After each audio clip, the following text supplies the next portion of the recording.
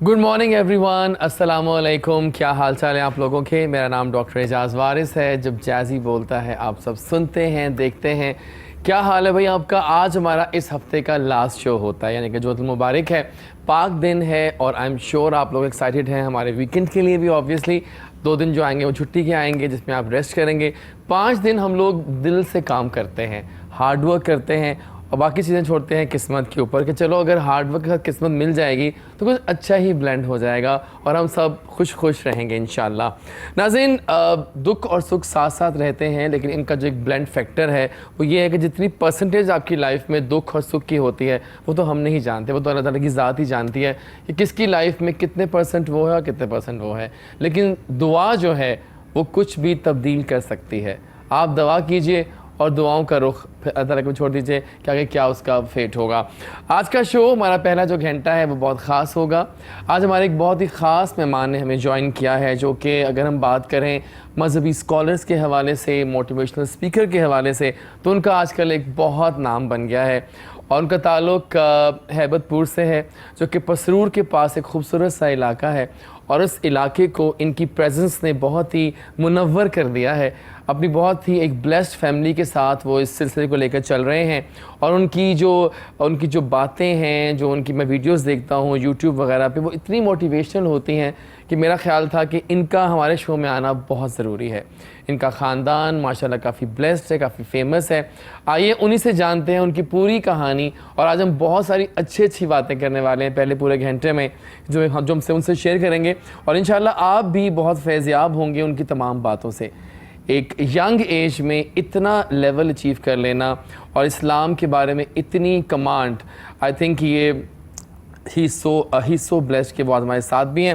पीरज़ादा मोहम्मद हसन रज़ा वहीद साहब ने हमें ज्वाइन किया है। आइए उनसे बातें करते हैं और बहुत कुछ सीखते हैं, आज कुछ अच्छा सीखते हैं उनसे बात करके। Let's welcome him. अस्सलाम वालेकुम। वालेकुम सलाम। कैसे हैं आप? अल्हम्दुलिल्लाह अला कुल्ली हाल। और पहले तो मुझे बहुत खुशी हुई कि आप हमारे शो में आए हैं। Thank you so much. और आज देखें एक पाक दिन है, जुम्मतुल मुबारक, पर आई थॉट कि अगर आप आज आए हैं तो कुछ, बिकॉज जो लोग टीवी ऑन करते हैं ना, उन्हें कुछ अच्छा सुनने और देखने का मिलने वाला है। इंशाल्लाह। तो जिंदगानी कैसी जा रही है आपकी? सुम्मा अल्हम्दुलिल्लाह, अल्लाह करीम का बड़ा करम है। आप सुनाए, आप ठीक? बिल्कुल ठीक ठाक। वैसे मैं तो पता है अब आजकल एक एडिक्ट हो गया हूँ आपकी वीडियोस का। Thank you so much. इतनी अच्छी इसमें हदायतें होती हैं, बातें होती हैं, क्या आई फील कि उनको देखना चाहिए सबको, और बड़ी उसमें मैसेजेस भी होते हैं अक्सर। बिल्कुल अल्हम्दुलिल्लाह। सही बात है। तो आपका सफ़र कैसा रहा पसरूर से यहाँ? जी अल्हम्दुलिल्लाह, अल्लाह का शुक्र है। अल्लाह का नाम ले के दुआ पढ़ के सफ़र के हम निकले थे। हाँ। खैर खैरियत से अल्हम्दुलिल्लाह हम अपने मंजिल पे पहुँचे, बड़ा अल्लाह का करम। बिल्कुल ठीक है। थोड़ा बताएं अपने बारे में हमें, अपने पूरा जो आपका ख़ानदान माशाल्लाह सर्व कर रहा है। सबसे पहले तो मैं नाजरीन और जितने भी देखने वाले हैं, दोस्तान मन, अहले ज़ौक़, अहले शौक़, अहले दर्द, अहले इश्क, अहले मोहब्बत हज़रात को जुम्मतुल मुबारक कहूँगा। सही बात कि सबको मेरी तरफ से बहुत बहुत जुम्मा मुबारक हो। और इस जुम्मे में एक और पैगाम छोटा सा दे के तो फिर अपनी बात शुरू करूँगा। ज़रूर। कि हदीस पाक है कि जुम्मा के दिन दुरूद शरीफ पढ़ना और गुस्ल करके मस्जिद की तरफ रवाना होना इंसान के लिए बख्शिश का वसीला बन जाता है। तो अल्लाह पाक हम सबको अमल की तौफीक अता फरमाए। और बाकी जो मेरे तारुफ की बात है, मैं तो एक आजिज़ नाकिसा बंदा हूँ। मैं अपना तारुफ क्या करवाना है, मैं अपने बुजुर्गों का तारुफ अपने अजदाद का तारुफ करवाता हूँ। मेरे अज़ीज़ साहब, उनका नाम ख्वाजा यकूब मुस्तफ़ा रहमतुल्लाह तआला। सही। तो आप माशाल्लाह 91 साल आपकी उम्र रही, और आपने 91 साल की उम्र में ऐसा कोई दिन नहीं था कि जिस दिन नमाज कज़ा की हो, इवन के तहज्जुद तक कज़ा नहीं की। हाँ, और आपने जिस तरह नाम लिया ना हैबतपुर, हैबतपुर का माना होता है कि खौफनाक। हाँ, वो हैबत। बिल्कुल। तो वो जब अज़हर साहब की ड्यूटी लगी हैबतपुर में, तो आप वो चूँकि जिन्नात का इलाका था, तो वहाँ सारे जिन्नात हुआ करते थे, बल्कि एक कोई चंद सैकड़ों नहीं, 100-200 नहीं, वो पूरा एक इलाका, पूरी बस्ती, पूरा शहर था जिन्नात का। इसीलिए उसे हैबतपुर कहा जाता था। कोई वहाँ से उसके करीब से गुजरते ही नहीं होता था। शाम के बाद वहाँ से गुजरना बड़ा मुहाल था। फिर अल्लाह की ज़ात ने ड्यूटी लगाई, अज़हर साहब वहाँ गए। वहाँ जाके फिर अल्हम्दुलिल्लाह उन्होंने तबलीग की जिन्नात को भी। वहाँ मर्ज़ियत का काफ़ी गठजोड़ था, सरकार ने तबलीग की अल्हम्दुलिल्लाह, और वहाँ इस्लाम को फैलाया।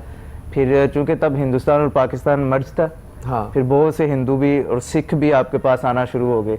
और जब ये जिन्नात वाले वाक़यात जैसे ही लोगों को पता चला और जैसे हसार हो गया, फिर बहुत से लोग भी आस्ताना पे आना शुरू हो गए, और अब तो अल्हम्दुलिल्लाह पूरी दुनिया में नाम है। हाँ। तो अज़हर साहब ने माशाल्लाह 21 तसानीफ लिखी हैं, और जिसमें से हर तसनीफ 2-4 जिल्दों में जो है ना आपने लिखी हुई तहरीर फरमाई हुई है। ठीक है। उसके बाद एक आपकी जो बड़ी मशहूर तहरीर है सीरत फातिमा, वो आपने जिन्नात की रोशनी में बैठ के लिखी हुई है। ठीक हो तो गया। जिन्नात की रोशनी में आपने फिर फरमाया था कि जिसके घर में ये किताब होगी उसके घर में जिन्नात का कोई असर रसूख, कोई उससे जादू जो टोना नहीं हो सकता। हाँ। उसके बाद फिर हमारे कुछ बुजुर्ग ऐसे भी हैं जिनकी अभी उम्र है 100 साल से ज़्यादा, कुछ ऐसे अहबाब हैं जिन्होंने हज़रत साहब की ज़ियारत की हुई है, आपका जनाजा अदा किया हुआ है। तो वो लोग बताते हैं कि जब तब चूंकि ये ना तो ये सोशल मीडिया था और ना इलेक्ट्रॉनिक मीडिया और इस तरह का कुछ ज़्यादा प्रमोशन नहीं होती थी, लेकिन हज़रत साहब ने जब आपका जनाजा हुआ है तो बताते हैं कि जहाँ तक निगाह जाती है लोग ही लोग थे, जम्मे गफ़ीर था, इतना जनाजा भरा था। तो वो बुजुर्ग बताते हैं कि जब हज़रत साहब का विसाल हुआ तो जब आपकी चारपाई लेके जा रहे थे ना दफनाने के लिए, तो किसी इंसान के हाथ में चारपाई नहीं थी, वो हवा में थी। वो फिर बाद में मालूम हुआ कि वो जो जिन्नात थे वो आपकी चारपाई को उठा के तो लेके जा रहे ओह थे। My God. इतना अल्हम्दुलिल्लाह अली मर्तबा था आपका। और आप फरमाते हैं कि ऐसी कोई रात नहीं जिस रात आका करीम सल्लल्लाहु ताला अलैहि वसल्लम की जागती आंखों से मुझे ज़ियारत नहीं होती। उसके बाद फिर रूहानी सिलसिला एक, फिर आपने एक खिदमत खलक का जज्बा था, खिदमत खलक के लिए आपने फिर अपना रूहानी इलाज शुरू किया। उसके बाद पता ही नहीं हज़ारों लाखों लोग आए, फैज़याब होके गए, जिन्हें औलाद नहीं थी उन्होंने अल्लाह की ज़ात ने उन्हें उनके वसीला से औलाद अता फरमाई, जिन्हें कैंसर के पेशेंट्स आते हैं शफायाब होके जाते हैं, हर किस्म के लोग आते हैं। तो अल्हम्दुलिल्लाह अल्लाह का बड़ा करम है, बड़ा फैज़ है वहाँ पे, ख़ास अल्लाह की ज़ात की रहमत होती है। और वहाँ हमने अक्सर लोगों से सुना है जो भी वहाँ आता है ना तो वो कहता है कि हमें इतना सुकून मिलता है कि दिल नहीं करता यहाँ से उठ के जाने का। तो फिर हमें चूंकि रश ज़्यादा होता है इस वजह से फिर हम उन्हें खुद ही कहते हैं कि अब आपको इजाज़त है। लेकिन मुझे एक बात पूछनी है कि इतनी यंग एज में 26 साल आपकी एज है। हाँ जी अल्हम्दुलिल्लाह। और आपने ये इतना मतलब जो आपकी जो रूहानी इलाज चल रहा है और लोग शिफायाब हो रहे हैं, ऐसा मुझे बताइए वहाँ पर मतलब इतना अच्छा शिफायाब हो रहे हैं कैसे? वो एक्चुअली वो जो इंसान का जो उम्र से तो इसका नहीं मेरे ख्याल में होता है, क्योंकि सरकार के आपका सिलसिला एक वो है। मैं अर्ज करने लगा ना आका करीम सल्लल्लाहु ताला अलैहि वसल्लम की हदीस मुबारक है कि जवानी की तौबा शेवा पैगंबरी है। या तो ये बस अल्लाह का शुक्र है हमारी कुछ तरबियत ही इस तरह हुई है कि हमने सीधा रास्ता ही बुजुर्गों ने बताया हुआ है, खिदमत खलक का रास्ता बताया हुआ है, हमने सिर्फ उसी रास्ते पर जाना है, दाएं बाएं हमने देखना ही नहीं होता। और दूसरी जो बात रही रूहानी इलाज की, उसकी ये है कि हम सिर्फ कुरान शरीफ लिख के देते हैं। तो कुरान शरीफ में अल्लाह की ज़ात ने शफा रखी है, हर चीज़ की शफा कुरान मजीद में है।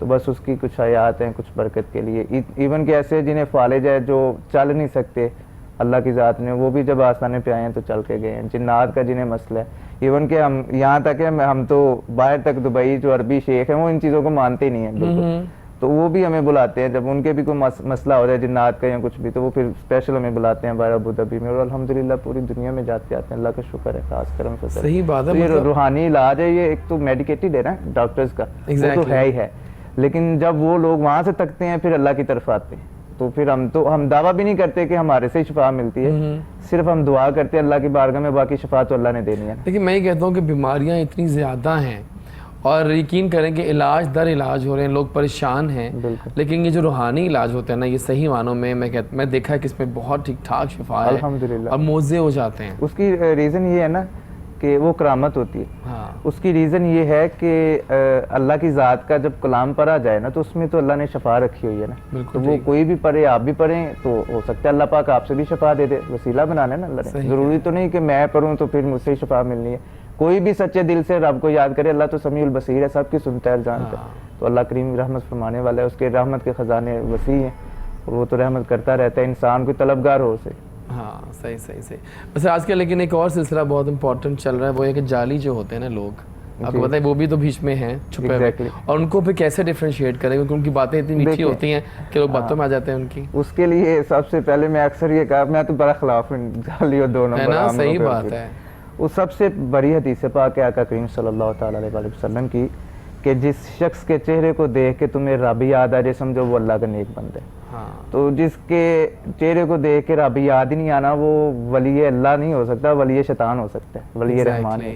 अब देखें ना कि हम जाते हैं तो उनको देखते हैं, वो जो अमल होते हैं, या जाली दो नंबर पीर, ना उनमें कोई होता है अमल होता है, ना कोई इबादत है, ना कोई रियाजत है, ना शरीयत है, ना हकीकत है, किसी चीज़ का पता ही नहीं है। तो बस एक कारोबार बना के, मैं अक्सर एक जुमला कहा करता हूँ कि जो वेल है वो पीर बन जाता है। हाँ। तो जिसे कोई काम नहीं मिलता वो समझते ये बड़ा आसान काम है, तो वो इस राह पे चल जाता है। और लोग हमारे अल्लाह माशाल्लाह इस तरह के हैं कि बस वो आंखें बंद करके तो एतमाद करना शुरू कर देते हैं, हालांकि वो हमारे मसलक को भी बड़ा नुकसान देता है और मज़हब को भी बड़ा नुकसान देता है। तो ये तो मैं ही नहीं कहा करता हूँ, मेरे वालिद साहब भी फरमाते थे कि ये ईमान के डाकू हैं, इनसे हमें हमारा ईमान अपने आप महफूज रखना बहुत बड़ी बात है। तो जो मैंने अर्ज़ की है कि शरीयत का जो पाबंद नहीं वो पीर हो ही नहीं सकता ना। तो सरकार ने जो सबसे बड़ी हदीस है कि जिसके चेहरे को देख के तुम्हें सुकून नहीं मिलता, रब याद नहीं आता, वो अल्लाह का वली नहीं हो सकता। तो अगर शफा की बात है तो आप देखें क्रिश्चियन बहुत ज़्यादा है जिनसे शफा हो रही है, हिंदू बहुत ज़्यादा है जिनसे शफा हो रही है। तो शफा जो है वो कोई वलायत की सनत तो नहीं है कि जो जिससे शफा होगी वो वली है या वो कोई अल्लाह के बड़ा करीबी है, ये कोई सनद नहीं है। इंसान का जो इंसान का अमल है, इंसान का किरदार है, उसके चेहरे से उसके अमल वाज़े होते हैं। अगर उसके चेहरे पे तजल्लियात और सुकून और नूर हो तो फिर इंसान को पता चलना चाहिए कि यार ये कोई ठीक अल्लाह का बंदा है। और जिसके चेहरे पे रौनक ही नहीं है, जिसके जो आप मामलात देखें, उसका उठना बैठना देखें, उसका बोलना गुफ्तगू करना देखें, इल्म नहीं है जिसके पास, तो वो फिर गुमराही होता है ना, खुद भी होता है दूसरों को भी करता है। तो मैं जस्ट सुन रहा हूँ कितना अच्छा बोलते हैं आप और हर बात को समझा देते हैं ना। लेकिन मुझे थोड़ा बताएं लोगों को, हमारे आम आवाम को, जनता को कि रूहानियत होती क्या है, what is spirituality actually? Spirituality मैं इसे कहा करता हूँ अक्सर कि जिस तरह देखें हमारा ये जिस्म एक बॉडी है, इसे गज़ा चाहिए होती है। हाँ। हम रोटी खाते हैं, ब्रेड लेते हैं, कुछ भी न्यूट्रिशन जो हमें ज़रूरत होती है हम पूरी करते हैं रोज़ाना में। अगर हम ना देंगे तो ये बॉडी वीक होती जाएगी, कमज़ोर हो जाती है। इसी तरह इंसान की रूह की एक गज़ा होती है, वो होती है रूहानियत। रूहानियत रूह से निकली है, तो जो रूह की गज़ा है वो अल्लाह का जिक्र है। सही। तो जब इंसान अल्लाह का जिक्र करके अपनी रूह को ताज़ा करता है तो फिर उसमें वो ताजगी आ जाती है। जैसे हम न्यूट्रिशन लेते हैं, कोई खाना खाते हैं तो हमारी बॉडी ताज़ा हो जाती है ना, हम एक्टिव हो जाते हैं, चार्ज हो जाते हैं। इसी तरह इंसान की रूह जब अल्लाह का जिक्र करती है तो वो भी चार्ज हो जाती है और फिर वो अपना राब्ता अल्लाह के साथ मजबूत जितना करना चाहे कर सकते हैं। सॉरी मुझे हाँ नहीं खैर है, कोई बात नहीं, चल जाता है। सही है बिल्कुल ठीक है। अच्छा अब मुझे थोड़ा बताइए, अब हम जिक्र किया जिन्नात का। हाँ। जिन्नात का थोड़ा बताइए कि जिन्नात जो बेसिकली हैं ये कैसे होते हैं और होते भी हैं क्या कि नहीं होते हैं? जिन्नात देखे ना, क्योंकि ये तो बहुत एक यकीन कुरान शरीफ में आप सूरह जिन जिक्र तो हुआ है। तो कुरान तो बरहाकन जी वो कुरान में जिन्नात का जिक्र है। जिन्नात असल इनकी है जिन्नात जिस तरह हम हज़रत आदम अलैहिस्सलाम से और अम्मा हव्वा से पैदा हुए ना, इसी तरह जिन्नात मर्ज और मर्जिया से पैदा हुए। ठीक। उनके जो वो वालिद जिन्नात के कह सकते हैं आप, तो वो थे, उनका नाम था मर्ज, और जो इनकी वालिदा थी वो मर्जिया। वहाँ से फिर जिन्नात पैदा हुए। और इनकी तारीख इस तरह है कि इसमें से कुछ शैतानी जिन्नात भी हैं और ये इंसानों से कई हज़ारों साल पहले इस दुनिया में आबाद हुए थे। अच्छा। जिन्नात इस दुनिया में, जो कुरान हमें बताता है, जो सालिहीन हमें बताते हैं, मुहक्किकीन बताते हैं। तो साइंस तो बहुत कुछ कहती है बट मैं उस टॉपिक पे नहीं जाता। वो फिर जिन्नात जो हमने पढ़ा हुआ है, जो हमारे इल्म में है, वो काफ़ी देर पहले यहाँ जिन्नात जो है ना बसेरा करते थे और फिर फरिश्ते से अल्लाह की ज़ात ने बेचने आने जाना उनका, उनसे फिर कोई भी मसला होना तो जिन्नात ने फरिश्तों को अर्ज़ करनी कि अल्लाह की बारगाह में ये पेश करें। अच्छा, उसमें अब दो तरह के थे, एक शैतानी थे और एक दूसरे जो अच्छे वाले लोग। जिस तरह हमारी इंसान की नेचर है ना, कुछ अच्छे लोग होते हैं कुछ बुरे होते हैं, तो जो बुरे लोग हैं वो अच्छों को भी तंग करते हैं। इस तरह जो बुरे थे वो अच्छे जिन्नात को भी तंग करने लग पड़े। उन्होंने फिर शिकायत करनी, उन्होंने अर्ज़ की कि अल्लाह की ज़ात से आप जो है ना हमारी अर्ज़ करें। तो वो जब हज़रत जिब्राइल अलैहिस्सलाम गए वापस अल्लाह की बारगाह में हाजिर हुए तो उन्होंने कहा कि जी ये मसला है, तो काफ़ी परेशान। फिर अल्लाह की ज़ात ने कुछ जिन्नात जो बुरे थे ना उन्हें हुक्म दिया कि तुम लोग हवाओं में रहोगे। तो वो जिन्नात अब हवा में रहते, और जो अच्छे थे उन्हें कहा कि आप ज़मीन में बसेरा करें। और ऐसा मैंने यहाँ तक पढ़ा हुआ है, कोई घर ऐसा नहीं जहाँ जिन्नात नहीं होते। हमारी हाँ जी, हमारी तादाद इंसानों की तादाद से कई हज़ार तादाद ज़्यादा जिन्नात की, कई गुना ज़्यादा जिन्नात की तादाद है। और जिस तरह हम शादी करते हैं, खाने खाते पीते, इसी तरह सेम उनका कल्चर है। Really? बिल्कुल, वो भी इसी तरह खाते पीते हैं, अपने फंक्शंस भी करते हैं। मैं बता रहा था हमारे जो हज़रत साहब थे वो जिन्नात को पढ़ाया करते थे और कुरान शरीफ पढ़ाना, उन्हें मुसलमान किया जब आपने, फिर उनके निकाह पढ़ाने जाने, इसी तरह उनका भी मामला चलता है जिन्नात पे। लेकिन उनमें ये होता है कि उनकी उम्र बहुत ज़्यादा होती है, एज बहुत ज़्यादा होती है। और यहाँ तक है कि अगर कोई आप हकीकी जिन देख लें तो रजत हो जाते हैं। रजत इस तरह के आप अपने हवास खो बैठेंगे, समझ ही नहीं आएगी आपको, इसलिए वो अपने हकीकी शक्ल में कभी सामने नहीं आते, बहुत कम। तो वो एक अल्लाह की ज़ात ने उन्हें जो है ना हमारी नज़रों से उजल रखा हुआ है, इसमें भी कोई राज है। क्योंकि हम देख नहीं सकते उन्हें। सही, यानी कि आप कह रहे हैं कि हर घर में वो हैं। कोई घर यानी ऐसा कि नहीं, लाइन कोई पकड़ जगह लिया ऐसी नहीं कि जहाँ जिन्नात नहीं। तो फिर वो मतलब जो वो बुरे बस वाले- अल्लाह की ज़ात ने उन्हें देखें एक पाबंद किया होगा। हाँ। आप वो पाबंदियों से नहीं आगे तजावज़ कर सकते। जब आगे तजावज़ करेंगे उन्हें भी नुकसान होगा, फिर वो आपको नुकसान पहुंचाएंगे, फिर वो मामला सारे डिस्टर्ब हो जाते हैं। हाँ। लेकिन उन्हें अल्लाह की ज़ात ने इंसान को अशरफुल मखलूक़ात बनाया है कि इंसान को इतनी सबसे ताकत दी है, अफजल मखलूक है। इतनी ताकत दी है कि वो जिन्नात को भी काबू कर सकते हैं। हाँ। वो ऐसे जिन्नात, मैं आपको एक वाकया सुना दूं। अब मेरे हज़रत साहब थे, तो आपने ना जुम्मा पढ़ाना था और बारिश हो रही थी एक रोज़। तो बारिश हो रही थी पूरा, उन्होंने ना फिर आपका एक शागिर्द था, जिन था वो, अब्दुल कादिर उसका नाम था। सही। तो वो पास था, तो आपने कहा कि भाई बारिश हो रही है और धूप नहीं, तो हमने ये कमीज जो है ना खुश करवानी है। तो कौन खुश करेगा? वो जिन उठा, उसने कहा हज़रत साहब मैं करके देता हूँ। Oh my God. तो उसने वो कमीज पकड़ी, वो पूरा पाकिस्तान का चक्कर लगाया उसने, तो कहीं खुश्क ना हुई। फिर दिल्ली गया, दिल्ली में धूप थी, वो कमीज खुश करके लेके आया, तो फिर आपको उसने आके साहब को पेश की वो कमीज। बिल्कुल सही। तो आपने फिर पूछा, तो वो सिर्फ चंद लम्हों की बात थी। मतलब मेरे लिए बहुत नया बातें हो रही हैं, मुझे लग रहा है असल आम आवाम इसलिए नहीं जानती हाँ। कि उन्हें बताया नहीं गया। हम असल जिन आम लोग के पास जाते हैं उन्हें बेचारों को खुद नहीं पता होता इन चीज़ों का, तो उन्होंने क्या किसी को बताना है। हम खुद सर्च करें, कुरान पढ़ें, तफसीर पढ़ें, कुरान की बुक्स हैं इतनी ज़्यादा, वो पढ़ें, किताबें पढ़े, तो सब कुछ मिल जाता है। हाँ। ज़रूरी नहीं कि जो मैं बता रहा हूँ वो ठीक ही हो सकता है मैं गलत भी हूँ, लेकिन जो मेरे इल्म में है, जो मैंने पढ़ा है, सुना है, तजर्बा किया, मैं तो अपने तजर्बे से बता रहा हूँ। अच्छा, मुझे आप बताएं कि आजकल ऐसा क्यों है कि जो रिश्ते हैं वो अब कमज़ोर पड़ गए हैं। लोग वैसे तो बहुत बनते हैं कि हम हैं, लेकिन अंदर खाते वो एक दूसरे के ख़िलाफ़, और बहुत मेजॉरिटी ये हो रहा है। उसकी रीज़न ये है कि वो सरकार की हदीस पाक है ना कि कुर्बे क़यामत में हर जुमले में हदीस आ रही है, क्योंकि सरकार ने हर जगह में हदीस बयान फरमाई। तो आका करीम फरमाते हैं कि जो कुर्बे क़यामत भाई भाई का दुश्मन हो जाएगा, खून सफ़ेद हो जाएंगे। तो अभी वो सिस्टम है। इसकी सबसे मेन रीज़न ये है कि हम ना बहुत ज़्यादा हसद करते हैं, बहुत ज़्यादा जेलस होते हैं, बहुत ज़्यादा किसी की कामयाबी से खुश नहीं होते। हाँ, ये तो है। हमें खुश होना चाहिए उसकी कामयाबी से। जब हम खुश होने लगेंगे, हमारा दिल साफ हो जाएगा ना, मुखलिस हो जाएंगे, फिर अल्लाह भी आपको उसी मुकाम पे लेके जाएगा।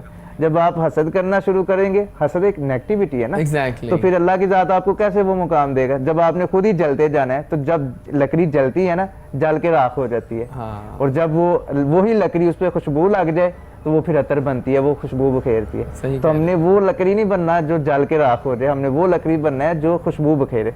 ठीक हो गया, बिल्कुल ये बस सही। ये मेन रीजन हसद ही है, जेलसी बहुत ज्यादा है हमारे देखिए, कल्चर में। एक रश करना होता है, एक हसद करना होता है। आई थिंक रश खत्म होता जा रहा है, हसद बढ़ता जा रहा है ना, एग्जैक्टली जो खा रहा है लोगों को। एग्जैक्टली। दुनिया में बताए सबसे अच्छा रिश्ता कौन सा है? आप इतनी अच्छी बातें करते हैं डेली, मैं देखता हूँ वीडियोस मैं आपके। अक्सर कहा करता हूँ कि सबसे बेहतरीन रिश्ता जो है ना, वो वालिदैन के वाले। अक्सर मेरा एक जुमला है, बहुत से लोगों को भी अक्सर मैं अपने बयान में भी कहता हूँ कि दुनिया में सिर्फ 3 मोहब्बतें खालिस हैं, ठीक है। बाकी सिर्फ मतलब परस्त लोग हैं। ये दुनिया मतलब परस्त है ना, तो 3 मोहब्बतें हैं जो खालिस और मुखलिस होकर मोहब्बत करते हैं, ठीक है। जिन्हें कोई आपसे लालच नहीं, कोई तमा नहीं। बाकी जितने भी हैं, कोई दोस्त अहबाब हैं, उन्हें आपसे जब तक आप उन्हें नफ़ा पहुंचाते रहेंगे, उनके काम आते रहेंगे, वो आपके साथ जो है ना अटैच रहेंगे। जैसे ही आपने कंगाल होना ही, आपके पास कुछ नहीं होना, उन्होंने भी आपसे किनारा कशी कर लेनी। और वो 3 मोहब्बतें किसकी है? अल्लाह की ज़ात अपने बंदे से मोहब्बत करती है, खालिस मोहब्बत है वो। उसके बाद आका करीम सल्लल्लाहु ताला अलैहि वसल्लम अपनी उम्मत से मोहब्बत करते हैं, वो भी खालिस मोहब्बत है। और तीसरी मोहब्बत है वालिदैन की अपनी औलाद से, वो भी खालिस मोहब्बत करते हैं। इसके अलावा जो मोहब्बत है ना, वो मैं तो कहता हूँ कि बस इसी तरह ही मतलब की मोहब्बत। ये 3 मोहब्बतें हो सकता है रियल भी हो, लेकिन इन 3 मोहब्बतों से ऊपर कुछ नहीं है। ठीक हो गया, सही है। और एक और चीज़ जो बहुत कॉमन होती जा रही है, वो है झूठ बोलना। सच और झूठ में अब अक्सर समझ नहीं आती कि कौन सच्चा है कौन झूठा है, तो झूठ का जो इस्तेमाल है ज़्यादा नहीं हो तो गया। देखे ना, अल्लाह की ज़ात ने फरमाया ना कि जो शख्स झूठ बोलता है उसमें अल्लाह की ज़ात 100 मरतबा लानत भेजती है। अब आप ये ज़रा तसव्वुर करें कि जिस पे अल्लाह लानत भेज रहा हो, उसका अंजाम क्या होगा। तो हमने तो झूठ को एक ऐसे अपने ज़िंदगी में इस्तेमाल करते हैं कि जिस तरह उसका कोई गुनाह ही नहीं है। हाँ। तो मैंने उस दिन पढ़ रहा था कि जहन्नम में एक मकाम है जिसे मकाम हज़ा कहा गया है, उसमें 3 तरह के लोग जाएंगे। अच्छा, वो मुकाम ऐसा मुकाम है कि जिससे जहन्नम भी रोज़ाना एक दिन में 70,000 मरतबा पनाह मांगती है। यानी कि अल्लाह से अर्ज़ करती कि या बारी ताला इस मुकाम को मुझसे निकाल दे। आप खुद सोचें कि वो कितना गहरा और कितना खौफनाक मुकाम होगा जिससे जहन्नम भी पनाह मांगे। उसमें 3 लोगों ने जाना है और जो पहले नंबर पे होंगे ना वो झूठे लोग होंगे, जो झूठ बोलते हैं, अपनी रोज़मर्रा ज़िंदगी में झूठ का इस्तेमाल करते हैं, उन लोगों ने उस मुकाम में। लेकिन हमें इन चीज़ों का, हम झूठ को समझते कुछ नहीं। तो जब हमने जाना है कब्र में फिर पता चलेगा ना अगली मनाजिल, तो बड़ी मुश्किल मनाजिल है। अल्लाह की ज़ात है, वो फजल करे तो फिर ही इंसान की बख्शिश हो सकती है, वरना इंसान तो गुनाहों का पुतला है, हर लम्हा गुनाह करता रहता है। लेकिन वो रब्बे आलम है, करीम है, गफूर है, सारी सिफात उसकी हैं, तो वो माफ़ करने वाला इंसान अगर सच्चे दिल से तौबा कर ले, अल्लाह माफ़ फरमा देता है। अच्छा, या अय्युहल इंसानु मा गर्रक बिरब्बिकल करीम, क्या भटके हुए इंसान लौट के आ, देख तेरा रब कितना करीम है। तो अल्लाह तो माफ़ फरमाने वाला है, कोई तौबा करने वाला हो उसे। बिल्कुल सही। अक्सर हम लोग ना दुआ करते हैं लेकिन वो कबूल नहीं होती है और हम लोग परेशान हो जाते हैं कि ये आखिर अल्लाह ताला हमारी दुआ नहीं हो रही, बाकी कबूल हो रही है, हमारी क्यों नहीं कबूल हो रही है। इसमें क्या कहेंगे आप? मैं ज़रूर कहता हूँ जी, इसमें अर्ज़ करता हूँ मैं कि हमारा अक्सर लोग ये जुमला बोल देते हैं, आपने बड़ा प्यारा जुमला बोला है, हमारी दुआ कबूल नहीं होती। लेकिन अक्सर लोग ये कहते हैं कि अल्लाह हमारी सुनता नहीं है। लेकिन ये कहना, ये तो कुफ्री अल्फाज है। इस प्लेटफॉर्म की सादत से, वसादत से मैं सबको ये पैगाम दूंगा कि ये जुमला ना बोला करे कि अल्लाह हमारी सुनता नहीं। अल्लाह समीउल बसीर है। अल्लाह समीउल बसीर है ना, अल्लाह ने नहीं सुननी तो किसने सुननी? अल्लाह तो सबकी सुनने वाला है। लेकिन आप ये कह सकते हैं हमारी दुआ कबूल नहीं होती। उसकी रीज़न ये है कि इंसान, मैंने पढ़ा था कि आप फरमाते हैं कि अगर इंसान को पता चल जाए कि मेरी दुआ जो कबूल नहीं हुई, रोज़े माशर मुझे उसका कितना अजर मिलेगा, तो इंसान हमेशा ये दुआ करे कि या अल्लाह मेरी कोई दुआ कबूल ही ना हो, मुझे उसका अजर रोज़े माशर मिले, इतना अजर है दुआ कबूल ना हो। तो इसलिए हमें गिला नहीं करना चाहिए, क्योंकि जो अल्लाह की ज़ात इंसान के लिए बेहतर जानती है, इंसान नहीं पहुँच सकता वहाँ तक, इंसान नहीं जान सकता। दुआएँ कबूल नहीं होती तो बिल्कुल गिला नहीं करना चाहिए, अल्लाह का शुक्र करें हर हाल में। यही तो औलिया, मुहक्किकीन, अंबिया, पैगंबरों का शेवा है कि वो हर हाल में अल्लाह का शुक्र अदा करते रहे। हज़रत अय्यूब अंसारी का आपने वाक़या पढ़ा होगा। हज़रत अय्यूब, आप देखा आपके जिस्म पे कीड़े थे कितने, तो आके सब ने कहना कि आप अल्लाह के नबी हैं, दुआ करें तो अल्लाह आपको शफा दे दे। लेकिन आपने वो दुआ नहीं, आपने फरमाया कि जो अल्लाह की ज़ात मुझे रोज़ाना एक मरतबा मेरा हाल पूछता है ना, जो उसकी लज्जत मुझे आती है, फिर मुझे ये कीड़े कुछ नहीं कहते। सही। तो वो अल्लाह, तो उनकी वो नबी है, उनकी भी तो दुआ कबूल हो सकती थी। लेकिन आप ये दुआ कबूल ना होना, इसमें भी अल्लाह की ज़ात की कोई हिकमत होती है। सही कह रहे हैं आप, बिल्कुल सही। तो इसमें परेशान होने की या शिकवा करने की, शिकवा तो वैसे ही कुफर है ना, करने नहीं चाहिए। अच्छा, वो कौन लोग हैं जिनकी दुआएं कबूल नहीं होती? वो ऐसे लोग हैं जो झूठ बहुत बोलते हैं, हाँ, जो वालिदैन के नाफरमान हैं, जो बेनमाज हैं, उसकी दुआ कबूल ही नहीं होती। जो नमाज नहीं पढ़ता, और ऐसा है कि गुनाह कर कर के जिसका दिल मुर्दा हो गया। हाँ, उसकी एक रीज़न मैं आपको एक मिसाल देता हूँ कि इंसान जब पैदा होता है, जैसे जैसे वो परवान चढ़ता है, आप देखते होंगे जब वो गुनाह करता है तो वो पशेमान होता है, थोड़ा शर्मिंदा होता है कि यार मैंने ये क्यों किया। तो फिर फरमाते हैं कि जैसे वो गुनाह करता है उसके दिल पे एक स्याह धब्बा लग जाता है। फिर वो जैसे गुनाह करता जाता है, वो धब्बा बढ़ते बढ़ते दिल स्याह हो जाता है। फिर वो जितने भी गुनाह करे, फिर उसे कभी भी परेशानी और नदामत और शर्मिंदगी नहीं हुई, फिर वो जो मर्जी करता रहे। जब उस हालत में आ जाता है इंसान, फिर उसकी दुआ कहाँ कबूल होनी। बिल्कुल सही। फिर उसका एक तरीका है, मैं अक्सर कहा करता हूँ कि अपनी ज़ुबान की तरबियत अल्लाह के ज़िक्र से करें। इंसान अल्लाह का जिक्र करे, अपनी ज़ुबान को पाक साफ करे। जिस तरह हम कई आजकल नौजवान मैंने देखे हैं इस तरह के हैं कि जो गाली गलोच देने को, मैं इसी पॉइंट पे आ रहा था, पता नहीं क्या क्या सवाल था ही ये, पता आपको गाली गलोच की एक आदत सी पड़ गई है और हर वक्त फैशन बना लिया है। Is a normal routine. Exactly, उन्होंने ये फैशन बना लिया है और समझते हैं कि जो गालियां निकालता है वो जरा ज्यादा मॉडर्न है, मॉडर्नाइज्ड हो गया। इवन के इस तरह बिल्कुल नहीं है। आप उसी जुबान से देखें ना, जिस जुबान से आपने कलमा पढ़ा है, अल्लाह का जिक्र करना है, उस जुबान से आप गाली दें तो वो फिर मुसलमानों का तो ये शेवा नहीं है ना।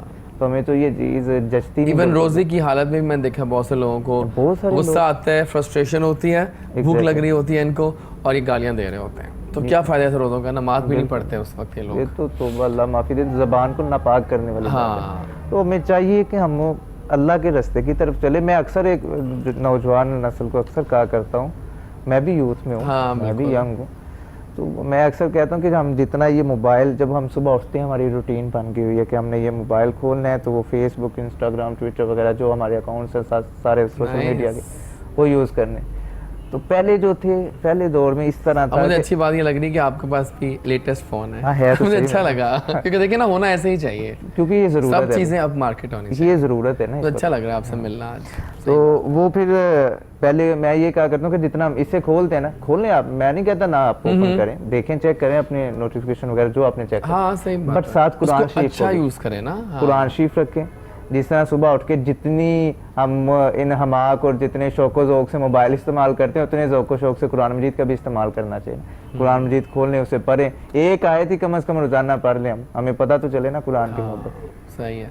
अच्छा, एक और चीज़ जो बहुत कॉमन हो गई है हम लोगों में, वो है खुद नुमाई, शोबाजी, जो हम बहुत फ़ख्र से करते हैं। और इसी की वजह से हुआ है ये कि हम लोग सेटिस्फेक्शन नहीं हमारे अंदर होती। Exactly. हम लोग सेटिस्फैक्ट्री नहीं है अंदर से, हम लोगों का बेसुकूनी रहती है हर वक्त। ज़्यादा चार वो चीज़ उनके पास है, मेरे पास क्यों नहीं है, वो गाड़ी उसके पास है, मेरे पास क्यों नहीं है, ये क्यों हो रहा है? ये और ख़वातीन भी बहुत करती हैं आपस में कि उसके पास वो सोने का सेट है, मेरे पास क्यों नहीं है, वो कपड़े पहन रही है, मैं क्यों नहीं पहन रही, यू नो। एग्जैक्टली क्या कैसे इलाज करेंगे इसका? इस इसका- तरह किस तरह अपने ऊपर हम कंट्रोल करना सीखें इस चीज़ को? सबसे बेहतरीन तरीका है इसका, एक ही तरीका है कि मैं अक्सर कहता हूँ कि जो नेक लोग हैं ना, हाँ हाँ, उनके साथ जब बंदा वाबस्ता हो जाता है ना, फिर वो उन्हें इस तरह, ज़रूरी नहीं कि वो कोई झिड़क के और बड़े जो है ना गुस्से से उन्हें डांट के इस्लाम की तरफ ही सीधे रास्ते पे लाएंगे, वो बड़े प्यार से तरबियत करते हैं। तो जो आपके नेक लोग हैं, सालिहीन हैं, उनकी कदर करें। उनके पास जब आप बैठते हैं तो वो ज़ुबान से तरबियत नहीं करते, वो निगाह ही ऐसी मारते हैं कि वो दिल की दुनिया सारी बदल जाती है। वो खुद ऑटोमेटिकली इंसान जब अच्छे लोगों के साथ बैठना शुरू कर देता है, फिर उसकी नेचर भी अच्छी होती जाती है, उसकी हैबिट्स भी अच्छी होती जाती हैं। जैसे जैसे वो नेचर उसकी तब्दील होगी, ये सारी खसलतें जो है निकल जाएंगी। ठीक हो तो गया। फिर ये चीज़ रहेगी नहीं। फिर फ़कत मैं एक और जुमला कहा करता हूँ, आप तो आज बोल ही नहीं रहे, मैं ही बोल रहा हूँ। नहीं, इसलिए कि आप इतना अच्छा बोल रहे हैं, मैं क्या बोलूँ? वो ना मैं तो सिर्फ सुनना चाह रहे हैं हम आपको, देखिए हम तो डेली बोलते हैं, लेकिन जब इस तरह के आते हैं ना गेस्ट, नाज़रीन भी गवाह हैं इस बात के, मैं बहुत कम बोलता हूँ। मैं कहता हूँ कि हम तो रोज़ ये शो कर रहे हैं, आपकी बातों को हमारी जो यूथ है वो समझ रही होगी कि आप क्या बात कर रहे हो। मैं तो एंड यही that's the best thing, you know, यही चाह रहा हूँ कि चलें, अल्लाह करे कि एक मेरी वजह यूथ, से किसी को हाँ इस इतना एज हो में अगर जाए। आप एक यूथ को बता रहे हैं तो यूथ में अंडरस्टैंडिंग होनी चाहिए ना, आमीन, पता होना चाहिए। अल्लाह करे, अल्लाह करे। मेरी रूटीन कुछ इस तरह की, सुबह उठ के हाँ तो जिस तरह नमाज और अपने अज़कार से दिन का आगाज़ करता हूँ। नींद मेरी बहुत कम है ठीक है। कि रात प्रोग्राम इस तरह के होते हैं। सुबह उठ के नमाज वगैरह ज़िक्र अज़कार करके फिर मैंने ना आस्थाना पे आ जाना होता है, मरकज़ ठीक है, में। आस्थाना पे मरीज वहाँ का। चूँकि हाँ जी, मुरीदीन और ज़ायरीन भी कुछ दवाई लेने ओह, वाले, इलाज अच्छा। मालिश वाले आते होते हैं। फिर 1 बजे तक मेरा वहाँ टाइम होता है, 1 बजे तक फिर वो ड्यूटी करके तो फिर वापस आके नमाज़ पढ़नी है। नमाज़ पढ़ के थोड़ी देर स्टडी करनी होती है मैंने, 4 से 5 बजे तक, असर की नमाज़ पढ़ के फिर मैं जिम चला जाता हूँ। अच्छा, जिम भी करते हैं? वर्कआउट मैं कभी स्किप नहीं किया। नाइस। उसके बाद वर्कआउट करना 2-2.5 घंटे, जितना भी टाइम मिल गया। हाँ मेरा वैसे मोस्टली 2 घंटे का वर्कआउट होता है, क्योंकि ठीक मैंने है। तकरीबन घंटा 1.5 घंटा मेरा वर्कआउट होगा, उसके बाद आधा घंटा मैंने वॉक या रनिंग करनी होती है। उसके बाद फिर रात को कोई ना कहीं प्रोग्राम होते हैं, कुछ इन्विटेशंस होते हैं, कुछ मोहब्बत करने वाले, चाहने वाले बुलाते हैं, फिर वहाँ जाना पड़ता है। वहाँ से रात को 1 बजे 2 बजे, फिर जब भी वापस आए फिर आके नींद पूरी की अपनी। हाँ, खाना पीना मेरा इस तरह का है कि मैं बड़ा हेल्दी और बड़ा कॉन्शियस हूँ खाने के मामले मुझे में। लग रहा है आपकी कि आप हेल्दी होंगे। मैं क्या खाते हैं आप? खाते बड़ा हेल्दी, खाता कुछ नहीं। आज मुझे छठा दिन है, मैंने रोटी नहीं खाई।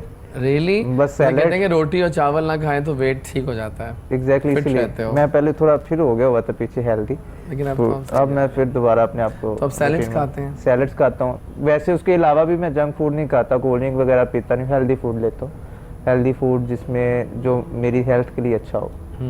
मैं अक्सर, इसकी भी एक रीज़न ये है कि अगर देखें हमें लोग फॉलो करते हैं। हाँ। अगर हम खूबसूरत होंगे, अच्छे होंगे, स्मार्ट होंगे, फिर लोग भी, अब ये ज़रूरी नहीं कि जो जनाब मौलवी हजरात हैं या कोई दीनी हजरात हैं उनका जितना बड़ा पेट हो वो उतने बड़े मौलवी होंगे। हाँ, ये नहीं कोई ज़रूरी होता। नहीं, तो हमारे इसी तरह ही है। तो इसलिए मैं अपने आप को ज़रा स्मार्ट और फिट रखता हूँ। सही से बिल्कुल ठीक है। मैं ख्याल है ब्रेक के बाद वापस आएंगे तो फिर हम किसी और को भी शामिल करेंगे गुफ्तगू में। बड़ा अच्छा माहौल बना हुआ है आज, मतलब मुबारक है। और हमने थोड़ा सा शो का फॉर्मेट, काफ़ी फॉर्मेट चेंज कर दिया है ताकि हम भी डेली वही चीज़ें चल रही होती हैं रूटीन में, वही सब कुछ हो, तो कुछ ना क्यों ना ऐसा हो, कुछ डिफरेंट सा शो हो ताकि उसमें आप कुछ फैज़याब भी हो सके हमारे आमीन, साथ। आमीन। मिलते हैं छोटी सी ब्रेक के बाद।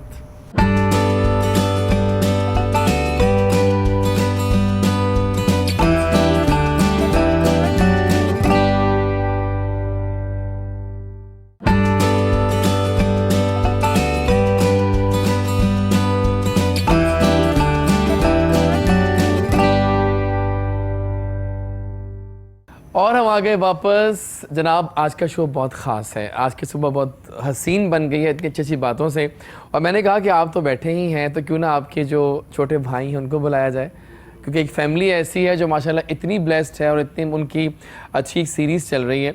सो हमारे साथ मौजूद है एक बहुत ही मतलब साहबजादा मोहम्मद हुसैन रज़ा वहीद, जो कि आज अपनी आवाज़ से समा बांधेंगे। और मैंने उनको ख़ास कहा कि आप साथ आए हैं तो आपका बैठना बनता है। अस्सलाम वालेकुम, कैसे हैं आप? अल्हम्दुलिल्लाह। मैं कहा आपको सामने आना चाहिए स्क्रीन के। बहुत शुक्रिया, कैसा लग रहा है शो में आके आपको? बहुत अच्छा, अल्हम्दुलिल्लाह, बड़ा अच्छा एक्सपीरियंस जा रहा है। कुछ बताएं थोड़ा अपने बारे में।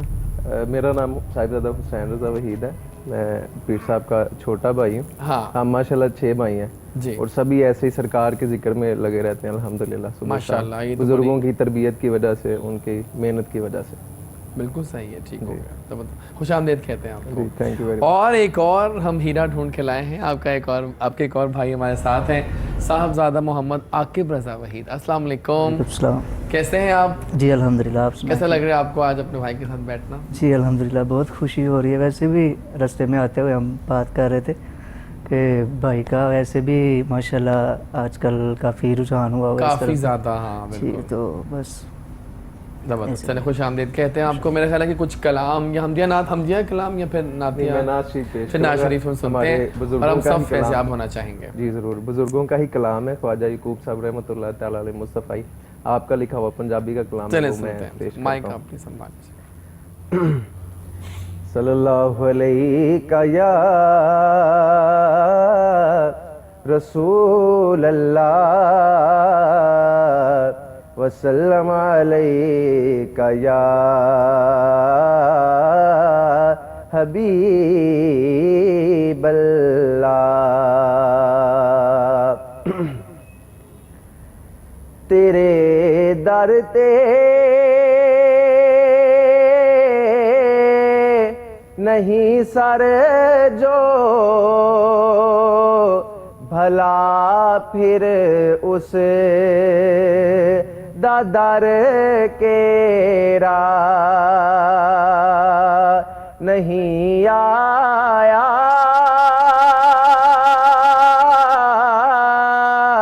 तेरे घर जो भला फिर उस दा घर केरा रहे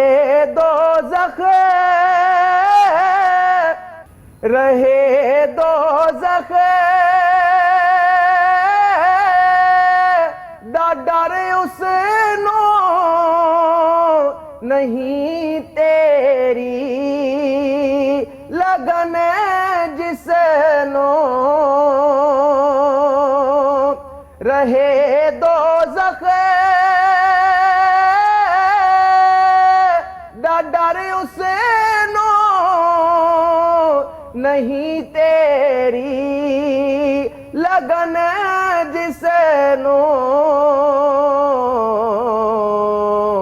लगा आजो तेरी कदमी भला फिर उस नु डर केरा तेरे टुकड़े पसंद मैनो गैरां दे मालो ज़रे नालो आका तेरे टुकड़े पसंद मैनो गैरां दे मालो ज़रे नालो मैनू आखी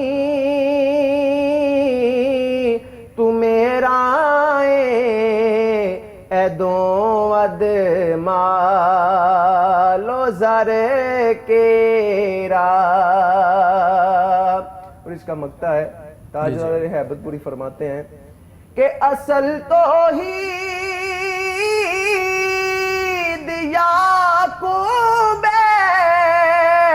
मुहम्मद दे इश्क विच मैं असल तो ही याकूब मुहम्मद दे इश्क विच मैं अहद मिलदा मुहम्मद थी बिना उस दर दे दर केरा नहीं आया तेरे घर जो भला फिर उस दा घर केरा। जज़ाकल्लाह, सुभान अल्लाह, बहुत आला, बहुत अच्छी आवाज़ है आपकी, ज़बरदस्त। कोई भी सवाल आप कर सकते हैं, हमारे पीर साहब यहाँ बैठे हैं, बस कुछ सवाल बड़े अच्छे अच्छे आ भी गए हैं।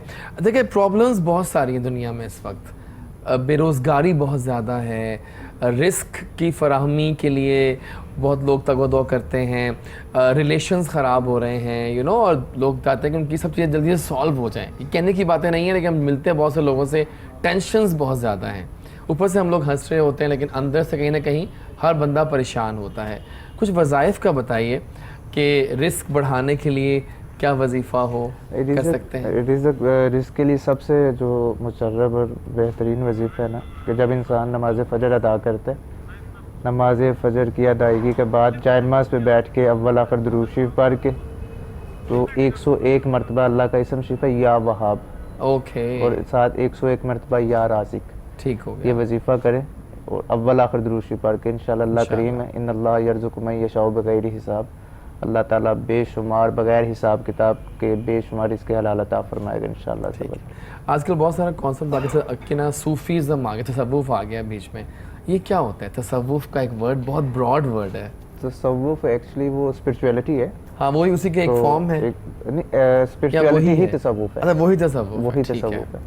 सूफी की तारीफ में क्योंकि सिंपली कहते हैं लोग, काफ़ी कहते हैं कि सूफीज़म में हम आ गए हैं, यू नो, ये लोग एक ब्रॉड टर्म यूज़ करते हैं लोग। एक्चुअली सूफीज़म है क्या, मैं पहले उसकी प्लीज़ बताइए। जो डेफिनेशन है वो आपको बता दूं। ज़रूर।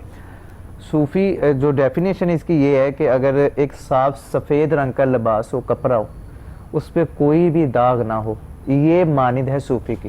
यानी कि एक ऐसा शख्स जो बिल्कुल पाक साफ है, जिसके दामन में कोई दाग ना हो, कोई गुनाहों का दाग ना हो, उसे सूफी कहा जाता है। लेकिन हम तो अब सब कोई सूफी कहते हैं ना। हाँ। हर कोई जो भी थोड़ा सा भी इस लाइन पे चले, हम कहते हैं कि ये सूफी हो गया। वरना सूफी बनना बहुत मुश्किल है। उसके लिए मेरे जैसा फरमाते हैं कि मरने पहले मर याकूब, फिर पसंद करे महबूब। यानी कि सबसे पहले अपने अंदर नफ्स को, अपनी ख्वाहिशात को ख़त्म करना पड़ता है, इबादत रियाजत में टाइम सर्व करना पड़ता है, अल्लाह का कुर्ब चाहिए होता है इंसान को सूफ़ी बनने के लिए। जब इंसान एक मुकाम पे पहुंचता है, एक लेवल पे पहुंचता है ना, फिर वो सूफ़ी बनता है।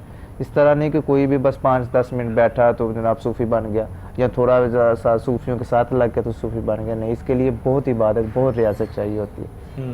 अल्लाह पाक के नज़दीक क्या मकाम है सूफ़ी का? सूफ़ी अल्लाह के बहुत करीब होता है। सूफ़ी होता ही वो है जो अल्लाह के करीब होगा। जो करीब नहीं है वो सूफ़ी कैसे हो सकता है? तो ये सूफ़ी अल्लाह के करीब, इंसान का और अल्लाह का तल्लुक़ ही ऐसा है कि जो सूफ़ी जो है ना वो इंसान अल्लाह के करीब हो जाता है, तो फिर वो सूफ़ी बनता है। ऐसे कोई सूफ़ी नहीं बन सकता। वो मैं कहता है कि एक बंदा है जो कि नमाजें भी पढ़ रहा है, सब कुछ कर रहा है, लेकिन वो सूफ़ी तो नहीं बन सकता। एक याद रखें बात, सबसे मेन हमारी है कि हम सोचते हैं कि जो बंदा नमाजी है ना वो पता नहीं क्या है। एग्जैक्टली, हाँ, नमाज तो फर्ज है। इंसान देखे ना, एक बंदा नमाज पढ़ रहा है, उसके दिल के अंदर कदूरत है, नफरत है, बुग़्ज़ है, हसद है, क्या फायदा उसकी नमाज का? सही। जो नमाज आपके दिल से हसद बुग़्ज़ नहीं निकाल सकती, उस नमाज का क्या फायदा? पहले अपने अंदर दिल को, दिल भर सफाई मांगदा अंदर ते बाहर दी, पहले अंदर वाली दिल को साफ करें। इसके अंदर जो रूरा कूरा है ना उसकी झाड़ू दें अल्लाह के जिक्र के साथ, फिर वो नमाज का असर भी होगा, फिर आप सूफी बनेंगे। लेकिन वो नमाजी पहले दिल से साफ होना चाहिए। हमारी नमाजें भी इस तरह के, हम खुशू खुजू तो ख़त्म हो गया ना, नमाज पढ़ते हैं तो हमारे ज़हन में ख्यालात आ रहे होते हैं, हम कभी दाएं देख रहे हैं, कभी बाएं देख रहे हैं, उससे नमाज फासिद हो जाती है, मुफसिद हो जाती है, नमाज फासिद होने का खदशा है। सो नमाज हमें कम से कम खुशू खुजू के साथ पढ़नी चाहिए। अल्लाह मुझे तौफीक अता फरमाए, सबको तौफीक अता फरमाए नमाज। अच्छा, हम देखिए हमेशा कहते हैं कि अल्लाह ताला से मांगना चाहिए, बिल्कुल, हम हर दुआ अल्लाह ताला से मांगते हैं, लेकिन ये जो लोग बीच में दरबार जाकर दुआएं मांगते हैं, वो बताएं उसका क्या कॉन्सेप्ट है? उसके एक चीज़ है, ये हम इस जगह पे आए हैं, फ्लोर चढ़ के, सीढ़ियाँ है, चढ़ के, सही। स्टेज चढ़ के। अगर हमारे दरमियान सीढ़ियाँ ना होती तो हम कैसे छत पे आते? ओके, राइट, हम एक कुछ लांगे वसीला। लगा के, हाँ जी, ये वसीला है, ठीक है। जब भी कोई अल्लाह के नेक बंदों के पास जाता है तो वो उनसे मांगने की नीयत पे नहीं जाता, ये याद रखें। वो तो वैसे ही शिरक है ना, उनसे मांगने की नीयत से नहीं हो जाता, वो सिर्फ वसीला तलाश करता है कि अल्लाह जी इन नेक बंदों का सदका, इन नेक बंदों की वसादत से आप हमें अता फरमाएं। तो देखें ना, हम अपने गुनाह देखें तो हम तो उस काबिल ही नहीं है। जब अल्लाह के नेक बंदों का वसीला हो जाता है तो फिर अल्लाह के ज़ात और रहमत, जिस तरह हम एक दुनिया की मिसाल ले लेते हैं, अगर मैंने सपोज मैं हूँ, मैंने किसी डीसीओ से मिलना है तो मैं तलाश करूंगा कि डीसीओ का कोई दोस्त मुझे मिले जो मुझे उस तक पहुंचाए। हाँ, एक इस तरह लिंक ढूंढूंगा। बिल्कुल इसी तरह जो अल्लाह के वली होते हैं वो अल्लाह के दोस्त, वली का माना है दोस्त का, तो जो अल्लाह के वली होते हैं वो अल्लाह के दोस्त होते हैं।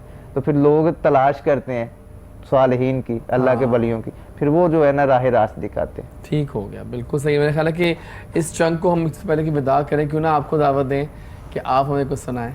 क्या सुनाएंगे हमें आप? मैं आपको आला हज़रत का कलाम सुनाऊंगा इंशाअल्लाह। ज़रूर, हम सुनना चाहेंगे। सल्लल्लाहु अलैका या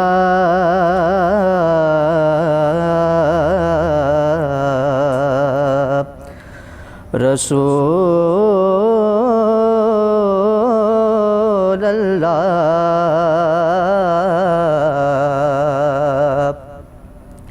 वसल्लम अलैका या हबीब अल्लाह।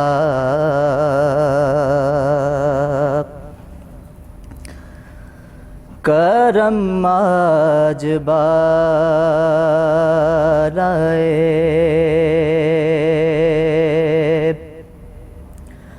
भाम गया है, करम आज बाराए बाम गया है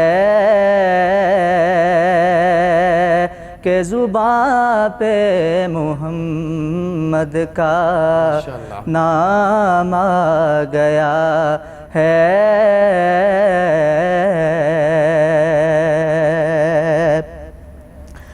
मुझे मिल गई है दो आलम की शाही, मुझे मिल गई है तो आलम की शाही, मेरा उनके मंगतों में नाम आ गया है, मेरा उनके मंगतों में नाम आ गया है।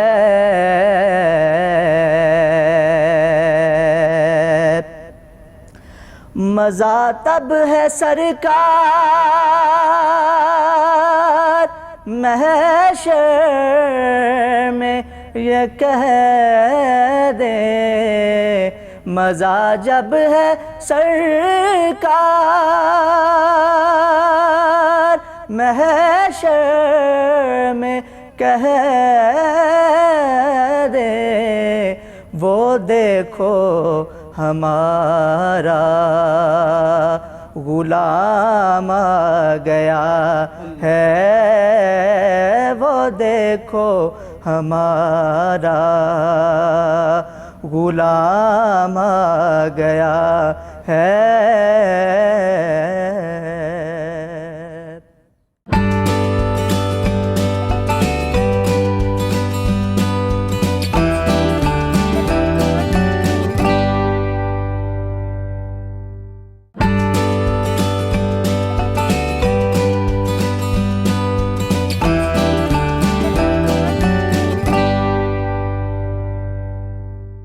जी बिल्कुल, आई एम बैक और बहुत अच्छी महफिल जारी हो सारी है। और आई थिंक आज का ये जो शो है ये बहुत ख़ास हो गया है क्योंकि बहुत अच्छी अच्छी बातें हुई हैं। फॉर अ चेंज ये हमारे साथ बहुत अच्छा हो गया। मैं कहता हूँ कि रोज़ हम हल्ले गुल्लों में लगे होते हैं, हमें कुछ होश नहीं होती है, लेकिन आज फाइनली हमने कहा कि कुछ मिलते हैं अपने आप से और कुछ अंदर की बातें जो कि हम लोग रोज़ इग्नोर कर देते हैं उनको डिस्कस करना चाहिए। हमें एक और गेस्ट ने ज्वाइन किया है, मेरे बहुत अच्छे दोस्त हैं ये और बहुत अच्छी आवाज़ के मालिक हैं और हाल ही में इन्होंने अपना, बल्कि इनका एक ब्रांड भी है, क्लोथिंग ब्रांड भी है, प्लस इन्होंने हाल ही में पाक टर्की रिलेशनशिप पे कुछ गा दिया भी है। तो आइए उनसे बात करते हैं। अस्सलाम वालेकुम। वालेकुम सलाम। डॉक्टर कैसे साहब, हैं आप? बहुत शुक्रिया, आपने तो बड़ा जो है ब्रीफली इंट्रोडक्शन लेकिन करा इसलिए दिया। कि आपका है बहुत अच्छा ना, क्योंकि आपकी एक शख्सियत का एक मज़ेदार मुझे लगता है बहुत पहलू। बहुत शुक्रिया, बहुत नवाजिश आपने मदू किया मुझे। हाँ, मुझे और बड़ी कैसे खुशी। हो आप? अल्लाह का बहुत शुक्र है। तो ज़बरदस्त। बताओ अपने बारे में सबको, कौन है असद कुरैशी? असद कुरैशी तो मेरा नाम आपने बता ही दिया है। साथ आजकल मैंने कुछ प्रोजेक्ट्स पे काम शुरू किया हुआ है। लाइक मेरा इरादा ये है कि वो जो असद कुरैशी हम जानते हैं वो तो हंदिया और नातिया के बिल्कुल अलावा वो भी है, पढ़ता वो हुआ भी सारी चीज़ें हैं, सब लेकिन चल रहा है साथ मेरा साथ। नोट किया आपने आजकल ये भी एक ट्रेंड आ गया है कि सब कुछ साथ साथ चल रहा नहीं होता नहीं, है। वो मेरा ये था कि मुस्लिम बात है। ममालिक जितने मुस्लिम नेशंस हैं हाँ। उनके दरमियान जो एक दोस्ती और एक यकजहती के हवाले से कुछ चीज़ ऐसी बनाई होनी जाए चाहिए। कि हम सारे मुस्लिम ममालिक के दरमियान हमारा जो बॉन्ड है पाकिस्तान का वो और ज़्यादा स्ट्रॉन्ग हो जाए। और इसको बहुत से चैनल ने कहा है, ये दिखाया सारे है चैनल्स सबने। ने इसको ऑनर किया, मतलब कि इंटरनेशनल बड़ा एक्सपोजर मिला इसको। या exactly। टर्की के सारे मीडिया ने चलाया, अजरबैजान के सारे मीडिया ने चलाया, ठीक है। और उनके दोनों मुल्कों के एम्बेसडर ने मुझे खुद इनवाइट किया इस्लामाबाद आने के लिए। अजरबैजान ने मुझे वहाँ जाने की भी दावत दी। तो इंशाल्लाह मैं अगले महीने अगस्त या सितंबर में अजरबैजान भी जाऊँगा और वहाँ जाकर उनकी आवाज़, उनकी जो लैंग्वेज है उसके अंदर एक फ्रेंडशिप का सॉन्ग है ना, करूंगा वो सही है, करके सही फिर है। अच्छा, बहुत सारे क्वेश्चंस आ रहे हैं आपके फाउंडेशन के बारे में, जी, थोड़ा उसका बताएं। हमारी फाउंडेशन है बज़्म दरवेशा के नाम से। ओके, बस बता। वो अल्हम्दुलिल्लाह बज़्म दरवेशा इंटरनेशनल के ठीक नाम से है। वो पूरी दुनिया में अल्हम्दुलिल्लाह वर्क कर रही है अभी, अल्लाह का ख़ास करम है। उसमें हम एक्चुअली करते हैं ज़्यादा एजुकेशन के मुतालिक, ठीक है। और एजुकेशन से अलावा जो लोग भूखे हैं, जिन्हें कुछ चाहिए होता है खाने पीने के लिए या शादी ब्याह के मामला, तो अल्हम्दुलिल्लाह कोशिश करते हैं कि जितनी तौफीक हो उनकी उसमें क्या मदद कर रहे की हैं जाए। शादी ब्याह के मामलात में? शादी ब्याह के मामलात में होता हेल्प कर रहे है, हैं? हेल्प करते हैं ओह, कुछ नाइस। तो, लेकिन हम करते हैं दूसरी फाउंडेशंस की तरह नहीं, जो कि पिक्चर्स वगैरह अपनी क्लिक या करके शो एग्जैक्टली ऑफ बहुत करते हैं। प्रमोशंस करते तो हैं कि हम हमने ये कर खामोशी दिया, से वो कभी कर दिया। नहीं, हमने कभी प्रमोशन नहीं कभी की, इसलिए इसका जिक्र भी मैं बहुत कम करता हूँ। हाँ, सही, ठीक हो गया, सही है। अब बेसिकली आप लोगों का मिशन क्या है फिर? हमारा मिशन ये है, मेरा जो मेन मिशन, अपना मिशन जो मेरा main, हाँ। ज़ाती मिशन है, अल्लाह पाक मुझे इस्तकामत अता फरमाए, हिम्मत दे। मैंने फ़िलहाल तो एक यूनिवर्सिटी बनानी है, रियली? इस्लामिक ओह यूनिवर्सिटी, यस। और उसके लिए अल्हम्दुलिल्लाह मेरा सारा जो है ना तैयार हो गया होगा, उसका स्ट्रक्चर वगैरह हर चीज़ रेडी है, बस उसे इंशाल्लाह हमने शुरू कर देना है जैसे ही थोड़ा अल्लाह पाक ने हिम्मत दी तो उसमें। लेकिन मेरा जो ज़ेन है वो ये है कि लोग, हम जिस तरह कुछ लोग सोचते हैं ना मौलवी हज़रात सिर्फ दीन की तरफ ही जाते वही हैं, मैं कह रहा हूँ कि हम तो तो डिफरेंट मैं जो यूनिवर्सिटी इंशाल्लाह मेरा माइंड में है ना वो इस तरह की बनानी है कि जिसमें साथ साथ अगर कोई आलिम बन रहा है तो वो साथ डॉक्टर या इंजीनियर भी हो, यानी दीन और दुनिया दोनों साथ साथ हो। देख तो रहे हैं इंशाल्लाह इंशाल्लाह ज़रूर मुझे दुआ खुशी हो रही है कि एक अल्लाह का- मॉडर्नाइज वर्जन में हमें इंशाल्लाह। लोग मिल रहे हैं। उसके बाद फिर नेक्स्ट जो मेरा प्लान है 1000 घर बनाना है इंशाल्लाह, हाँ। लेकिन वो घर हमने करना है जो मुस्तहिकीन है ना उन्हें इंशाल्लाह हमने देना है। बनाइएगा, वकी बनाइएगा। नहीं, हम इंशाल्लाह बनाएंगे, वो तो एक पॉलिटिकली हो जाएगा ना, लेकिन हमने इंशाल्लाह बना के तो बनाने हैं। हमने तो करना है अल्लाह की रज़ा के लिए, तो अल्लाह अगर हिम्मत और इस्तकामत दे तो फिर इंशाल्लाह। और एक और बात कि जो मैंने देखा है, मैंने आपको अप्रोच किया थ्रू योर यूट्यूब वीडियोस के जी जरिए, बिल्कुल। वो थोड़ा बताएं क्या उसका है सिलसिला। और टिकटॉक पे भी, बल्कि देखिए टिकटॉक पर नॉर्मली हम कुछ और चीज़ें देखते हैं, लेकिन जब इनकी आती है बीच में उसमें सेइंग्स चल रही होती हैं, अच्छी थॉट्स चल रही होती हैं। वो टिकटॉक पे मैं अभी ज्वाइन किया, थोड़ी देर पहले मेरे एक दोस्त है उन्होंने मुझे बोला था, तो मैंने भी Nice। थोड़ा सोचा कि वाकई एक प्लेटफॉर्म मिला हुआ है, देखिए लोगों को हम उस पर अच्छी बातें भी कर सकते अच्छी हैं। बात। वही मैं बता रहा था ना कि जिस तरह हम प्रमोट करते हैं किसी और चीज़ को, मैं हाँ। किसी को बुरा नहीं कहता, उसी तरह हमें चाहिए कि हमारे पास जो टैलेंट है, हमारे पास तो टैलेंट ये है कि हमने तो दीन की खिदमत करनी है, बिल्कुल। तो जो अच्छी बात है हमने तो वो कन्वे करनी है लोगों तक। तो इसलिए मैं वो प्लेटफॉर्म चूज़ किया और मैं इसके थ्रू लोगों को जितना गाइड कर सकता हूँ, जितनी रहनुमाई कर सकता हूँ, कोशिश करता हूँ उतनी। बाकी यूट्यूब पे जो उसमें मेरे स्पीचेस होती हैं, तो वो यूट्यूब चैनल है, उस पर मेरी स्पीच वगैरह मिल जाती है। और यूट्यूब पे क्या है आप लोगों का आईडी वगैरह? मोहम्मद हसन रज़ा वहीद मोहम्मद हसन रज़ा वहीद। यूट्यूब पे, और टिकटॉक में मोहम्मद हसन वहीद। हाँ, हसन वहीद, माना कि आपके हम देख सकते हैं सारी हाँ चीज़ें जी वगैरह। बिल्कुल, उसमें ऐसी ऐसी वीडियोज़ हैं कि जो आपके थॉट्स चेंज कर देंगे इंशाल्लाह। टिकटॉक पे बहुत मैंने अच्छी अच्छी वीडियो बनाने की कोशिश की हुई है, थॉट्स चेंज हो जाते हैं। सही वो सही, एक मोटिवेशनल वीडियोस है उसमें बहुत ज़्यादा। ठीक है, सही, और जबरदस्त हो गया। स्पेशली मैं फेलियर को बड़ा सपोर्ट करता हूँ, अच्छा, क्योंकि जो फेलियर होते हैं ना, मैं कहता हूँ कि असल कामयाबी वो लोग कामयाब होते हैं जो हारना बस माने बंदा। हाँ, फेलियर हम समझते, मैं आज भी एक रिकॉर्ड की थी वीडियो कि जो सक्सेसफुल हो जाता है ना, जो एक परमानेंट सक्सेस नहीं है, वो चेहरे पे मास्क आ जाता है, चेहरे वो इगोइस्टिक हो Exactly. जाता है और वो बड़ा अपने आप को समझने लग जाता है। लेकिन वो उसे ये नहीं पता कि ये जो कामयाबी है, ये सक्सेस लाइफ टाइम नहीं ठीक है। लेकिन जो फेलियर है ना, वो लेसन सीखते हैं, वो सबक सीखता है। लेकिन वो फेलियर जब कामयाब होता है, फिर उसके चेहरे पे मास्क नहीं होता। हाँ। और वो जो कामयाबी है ना, वो लाइफ टाइम होगी, बिल्कुल ठीक है, वो अचीवमेंट है उसकी। हाँ, मतलब ये लोग समझते हैं ना कि हम पैसा मिल गया, ये मिल गया, ये कामयाबी, ऐसा तो नहीं होता वैसे। क्या कहते हैं आप? बेसिकली एक- सक्सेस क्या है, कामयाबी क्या है? सक्सेस जो आज के दौर में, ये भी सक्सेस है। रियली? एग्जैक्टली। ओह, लाइफस्टाइल जो है, आप मैं जो इस दौर की बात करूँ ना, तो इस दौर में, सेंचुरी में, लोग आपके लाइफस्टाइल को फॉलो करते हैं। और हमेशा याद रखें आप कि आप अगर आपके पास पैसा है तो आपकी लोग गुफ्तगू भी सुनेंगे, आपका हाँ। लाइफस्टाइल अच्छा है तो गुफ्तगू भी सुनेंगे। अगर आप कंगाल हैं तो किसी ने आपकी कोई बात नहीं सुननी, किसी ने कुछ नहीं, फिर भी लोग तवज्जो देंगे। क्या और जो बात बेचारा है। जिसके पास कुछ नहीं, वो अच्छी बात भी कर रहा होगा, लोग इग्नोर करेंगे। हाँ, सो जो दिखता है वो बिकता है इस दौर में। सो लाइफस्टाइल मैटर करता है। मैं नहीं कहता कि पैसा मैटर नहीं, पैसा बड़ा मैटर करता है इस दौर में। सही सही सही, लेकिन सेटिस्फेक्शन इंसान को, जो उसका दिल है ना, मैंने ऐसे भी लोग देखे हैं। मैं एक जगह सफर में था, तो वहाँ एक ना बहुत बड़ा महल था, कोठी उसने बनाई हुई थी, उसने बाहर लिखा हुआ था सुकून कहीं नहीं। अमीर तरीन बंदा है वो ठीक है। हमारे इलाके का। तो उसके साथ एक साइकिलों वाला पंचर वाला खोखा है, उसने अपने बाहर तख्ती लगाई है, उसने लिखा है सुकून कहीं नहीं, उसने लिखा हुआ है सुकून सिर्फ अल्लाह की जात में है। ओह, तो ये तो हकीकत बात है ना। कई पैसों वालों को भी सुकून नहीं मिलता। ये नहीं कि पैसा ही सब कुछ है, ये भी नहीं समझना चाहिए। अगर अल्लाह ने आपको दिया है ना, तो फिर आप अल्लाह की मखलूक पे सर्व करें। उससे ये होता है कि वो अल्लाह से तजारत समझ लें आप। जैसे हो आप गया। अल्लाह का दिया ही आपने देना है ना, बिल्कुल कौन सा सही। अपने पास से देना ठीक है। हो जैसे गया। आप वो बांटते जाएंगे, अल्लाह आपको और अता फरमाता जाएगा, ठीक तो हो, उसमें फिर आपको सुकून मिलेगा। ज़बरदस्त बातें हुई हैं। मेरे ख्याल है हमारी काफ़ी अच्छी बातें हो गई हैं। कुछ आप सुनाएंगे? मैं सब कुछ कलाम हो जाए। आप आए हैं तो देखो, असल की बात बहुत प्यारी है, पता आपको, माशाल्लाह। एनी वेरी बहुत अच्छी रेसोल्यूशन करते हैं। तो कुछ सुनाइए ना, माइक पड़ा हुआ है आपके सामने। हुलिया तो मेरा ज़रा कुछ और है, लेकिन खैर नहीं नहीं, आप सुनाइए हमें, हमदिया कलाम है एक बहुत ज़बरदस्त किस्म का। ज़रूर सुनाइए। खालिके महरुमा हो नजूमो समा, साहिबे फज़लो इकराम वजूदो अता, है तेरी ज़ात ही मुब्तदा मुंतहा, है तुझी से सजावार हर इल्तिजा, लेकिन ऐ बादशाहे ज़मीनो ज़मा,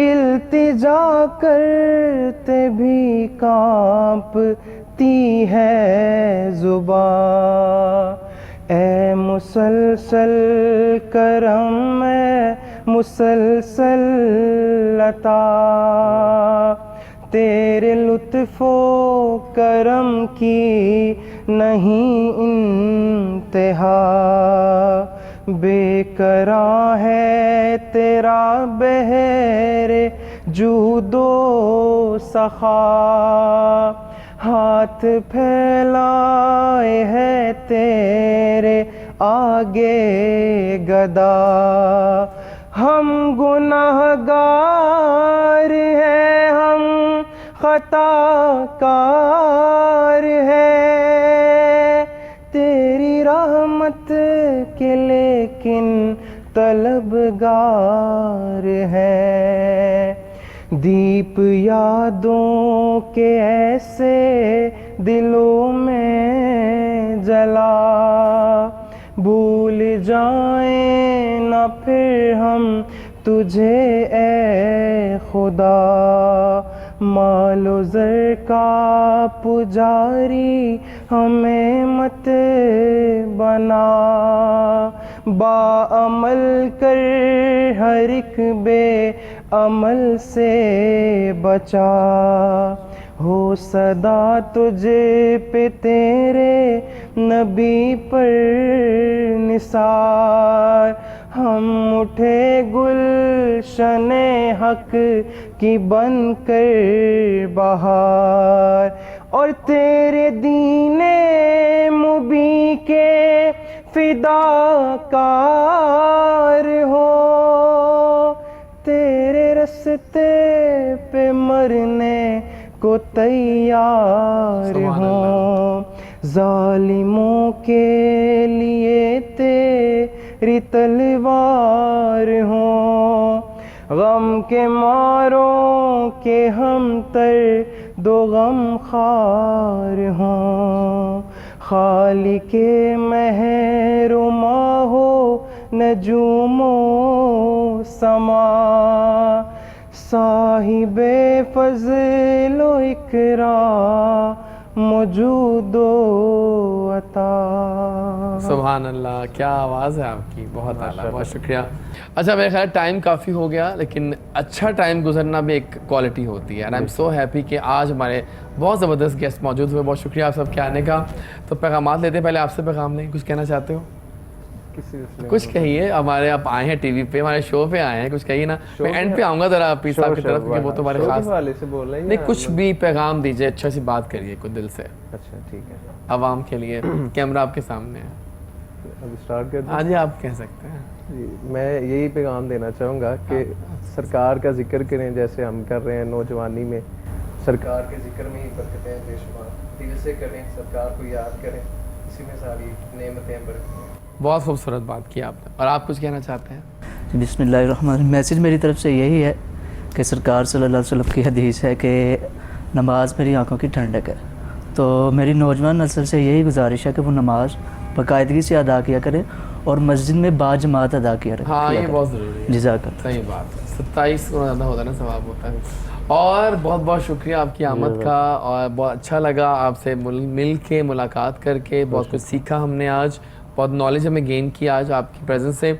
चाहते हो कोई पैगाम दीजिए हमें, हमारे यूथ खास तौर पर देखती है टीवी को, उनके लिए कोई पैगाम दीजिए। यूथ के लिए मेरा एक पैगाम है, जिस तरह मैं बात कर रहा था ना कि रूह की ग़िज़ा की, जिस तरह जिस्म की ग़िज़ा है रूह की ग़िज़ा है, तो रूह की ग़िज़ा के लिए एक पैगाम मेरा यूथ के लिए ये है कि रोज़ाना जब भी हम अपने बिस्तर पे जाते हैं ना रात को सोने के लिए, 1 बजे 2 बजे 3 बजे जितना भी टाइम हो, क्योंकि रात की इबादत अल्लाह को बड़ी पसंद है। जब अल्लाह का बंदा जायनमाज़ बिछा के तो अल्लाह की बारगाह में हाजिर होता है तो वो अल्लाह को बड़ा पसंद आता है।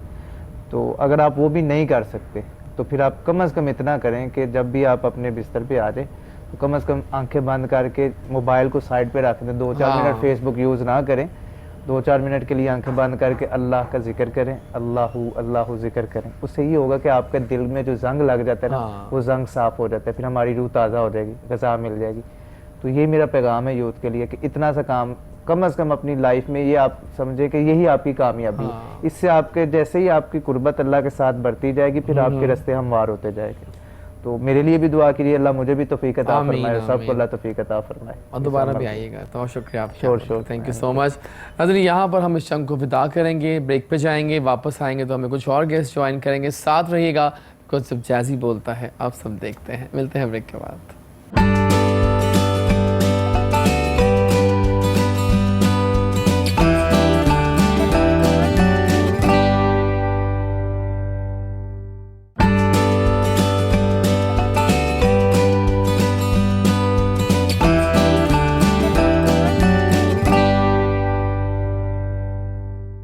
आ गए हम वापस and we are back with the next chunk. बहुत अच्छा चंक गया पहला वाला हमारा, काफ़ी हमने बातें सीखी, जानी, पहचानी।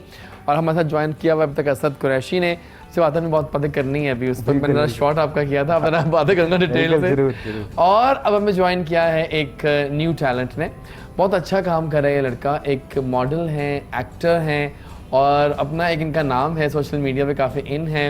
सैम मॉडल को वाकई अब कौन नहीं जानता। तो let's invite the happening actor and model Sam. अस्सलाम वालेकुम। जी वालेकुम अस्सलाम। कैसे हैं आप सैम? जी अल्हम्दुलिल्लाह मैं ठीक हूँ। ये क्या लिखा है इसके ऊपर शर्ट पे? आज इज आई लव इट। जी। वाकई आजिज होना चाहिए इंसान जी को, बिल्कुल। है ना? ये बेसिकली ये शर्ट है, मुझे कोलैबोरेशन आया था इंस्टाग्राम पे, ठीक है, तो मुझे ऑनलाइन ही प्रमोशन के लिए ये इन लोगों उन्होंने ने दी आपको। जी। कंपनी कौन सी है? ये बेसिकली ईजा स्टिच है।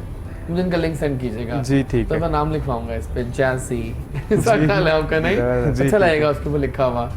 जी, मतलब ऑर्डर पे भी वो जो है बनाते हैं। ऑब्वियसली हाँ जी, बनाएंगे वो, ठीक है, बिल्कुल। डन हो गया। और अब लाइफ ठीक जा रही है, वेरी गुड, जी। All set, yes. Thank you for coming.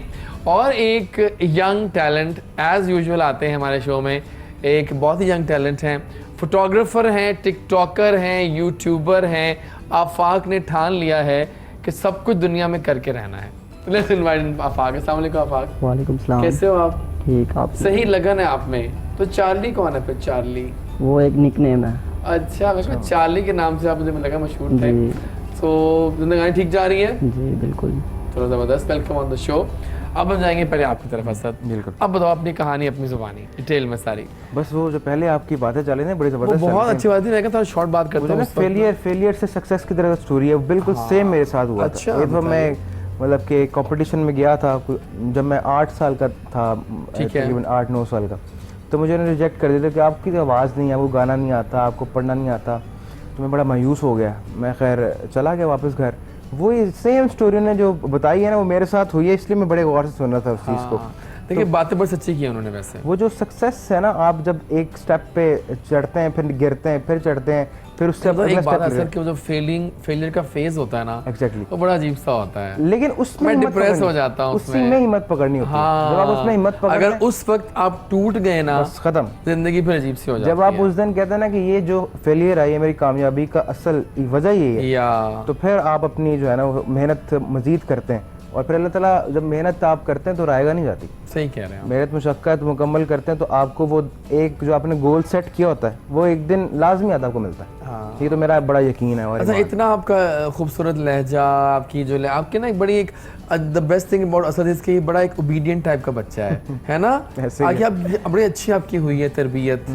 आपकी फैमिली को मैं सल्यूट करूंगा कि मैंने पता, मैं तो हर रोज़ वास्ता मुझे पड़ता है शोबिस के लोगों से। बिल्कुल ऐसे। काफ़ी लोग चालाक भी होते हैं, काफ़ी लोग होशियार भी हैं, काफ़ी लोग अजीब से भी हैं, लेकिन वन थिंग अबाउट बेस्ट कि आप बहुत ही एक साबित कदम टाइप के सुकून वाले बच्चे हैं।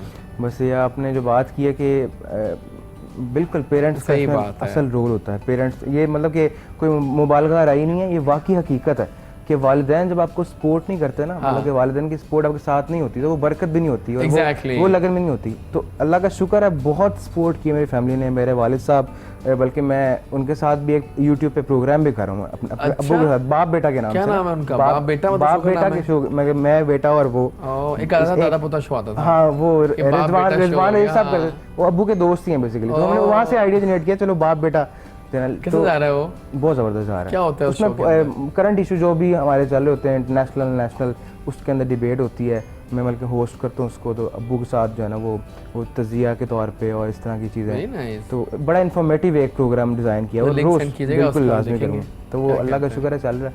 तो वालिदैन जो है ना, वो असल जो मरकज़ है एग्जैक्टली आपकी कामयाबी लाइफ का एसेट होते हैं। सही बात है जी। सैम द मॉडल, बताइए अपने बारे में सब कुछ। जी, फ़र्स्ट ऑफ़ ऑल मैं अपने बारे में बताना चाहूँगा, जब मैंने शोबिस अपना कैरियर स्टार्ट किया था, सबसे पहले मुझे जो है मॉडलिंग का बहुत ज़्यादा क्रेज़ था।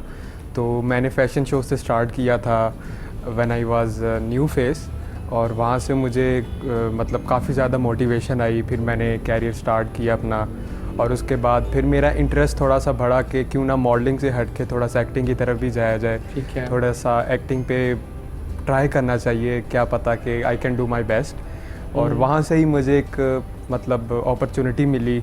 एक सहोतरा प्रोडक्शन है हमारे पाकिस्तान में, उन लोगों ने मुझे एक ऑफ़र किया कि आप जो है हमारी प्रोडक्शन को ज्वाइन करें और आपको बहुत ही अच्छे करैक्टर से नवाजा जाएगा।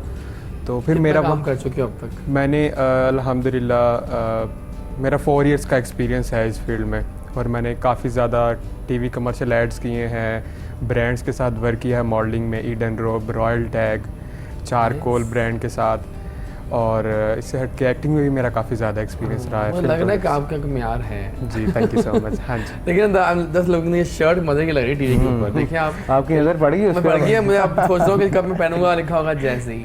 आई लव दिस नहीं, शर्ट मुझे बहुत अच्छा लगे अगर आप इस तरह ये शर्ट नहीं, वैसे पहनिए। आपने इसका shirt की डिजाइन बात की तो बेसिकली मैं बहुत shirt एक अच्छा आपके लिए है। लाया। Oh my God, thank you सो एक मच। clothing की shirt आप लोगों ने लाया। मतलब बाकी काम शुरू कर दिया ठीक ठाक। देखिए ना, यंग एज में इस लड़के ने अपनी क्लोथिंग ब्रांड भी शुरू कर दी अल्लाह है। के शुक्र। तो ये बड़ी मजे की टी शर्ट लग रही है और गर्मियों में तो द बेस्ट होगी। ये गर्मियों के लिए है। हाँ आई नो। तो कलर मैं से कलर बहुत पहनता पता है ना आपको, मैंने डार्क इसलिए कलर आपके लिए पहनता हूँ dark इस तरह colours के मैं। किया, हाँ। But thank you so much AQ clothing for always being there. अच्छे से आपने पहले कुर्ता भी दिया था मुझे, आपने कुर्ता, कपड़े वो, और अब ये दिया, थैंक यू सो मच। तो बताएं फिर कि क्या क्या किसके साथ काम किया आपने एक्टिंग में?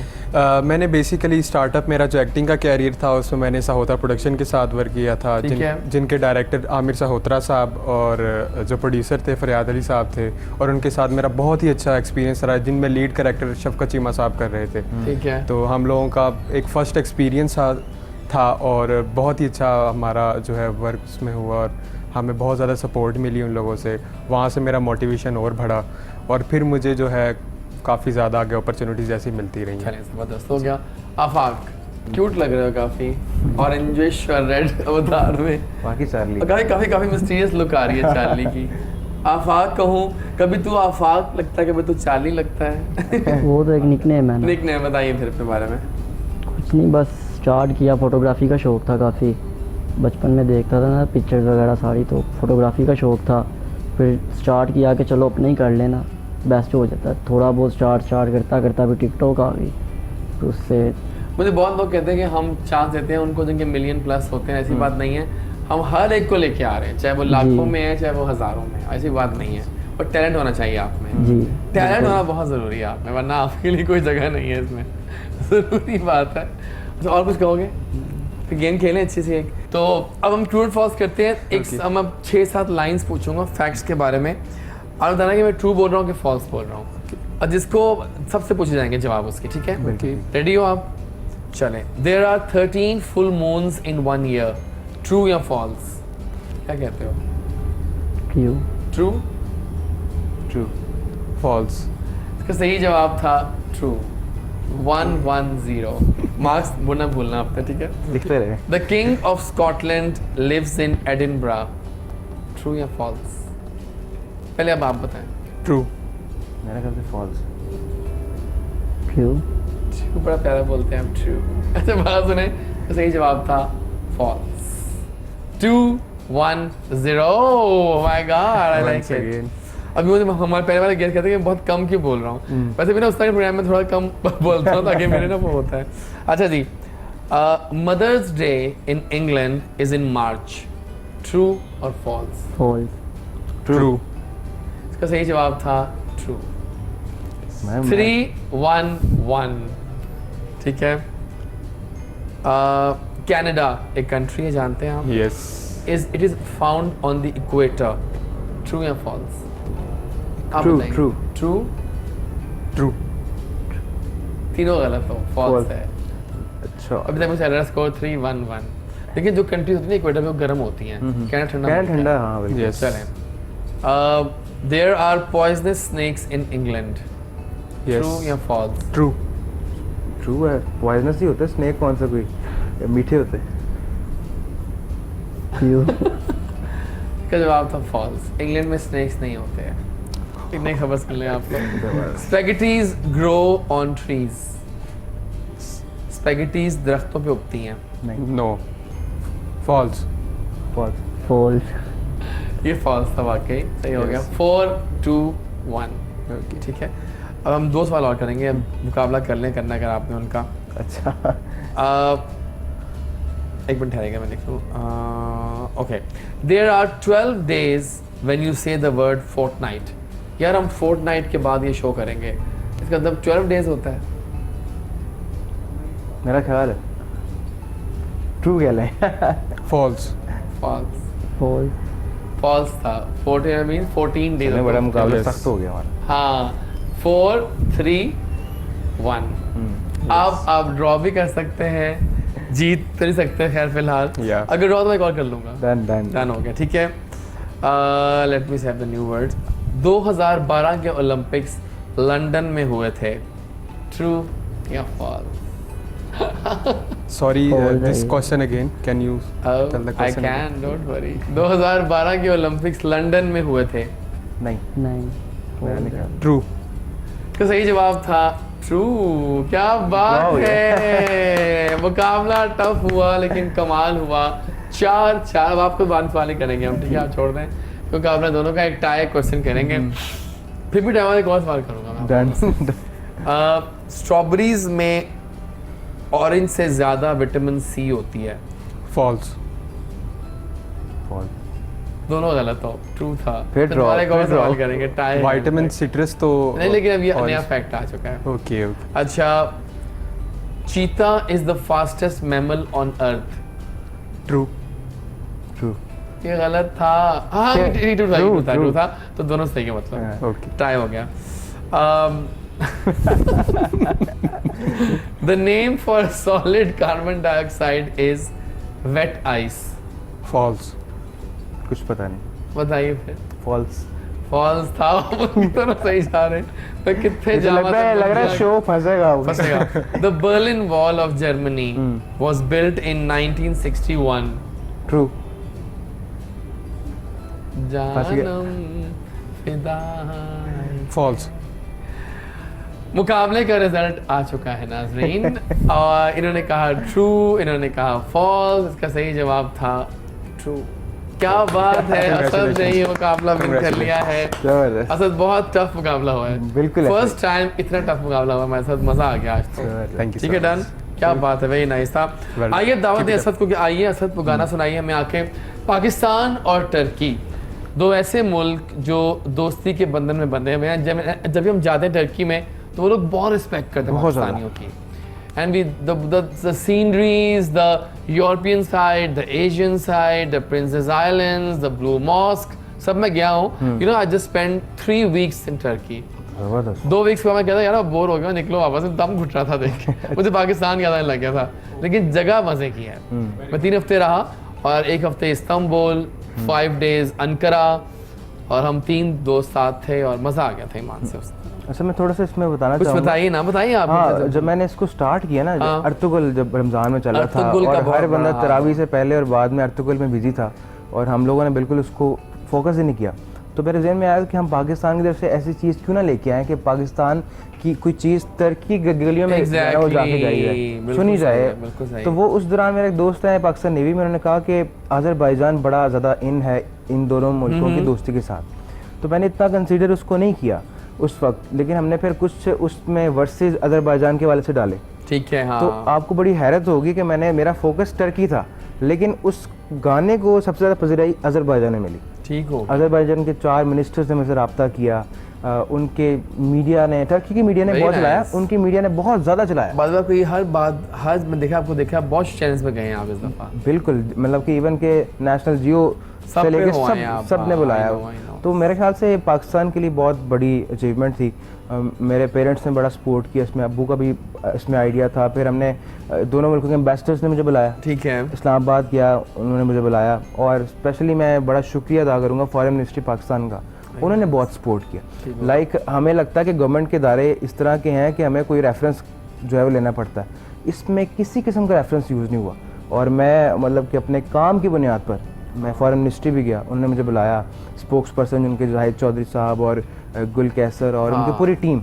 तो इनफैक्ट इसी महीने में शाह महमूद कुरैशी साहब ने मुझे इनवाइट किया हुआ है, तो उधर भी जाऊंगा, तो भी इंशाल्लाह शेयर करूंगा आपके साथ। तो जहाँ पर पाकिस्तान का नाम आता है और हम चाहते हैं कि उसका नाम हमने रोशन करना है, और अगर आप इसकी ठान लेते हैं, इसकी जो है वो मेहनत और मुशक्क़त मुसलसल करते हैं और गोल सेट कर लेते हैं, तो यकीन जाने दीन और आपका मुल्क पाकिस्तान, इस पर आप काम करेंगे तो आपको बहुत इज्जत मिलेगी, आप सोच भी नहीं सकते। आइए फिर से आप एक गाना हो जाए, वो वाला।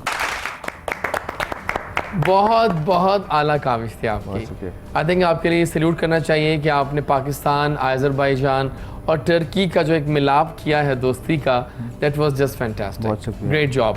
और आप कुछ फन करते हैं, 2 टिकटॉकर्स बैठे हैं, टिकटॉक पे आप भी हैं, वैसे तो आप एक्टर मॉडल हैं, लेकिन टिकटॉक पे भी आप हैं और आप भी हैं।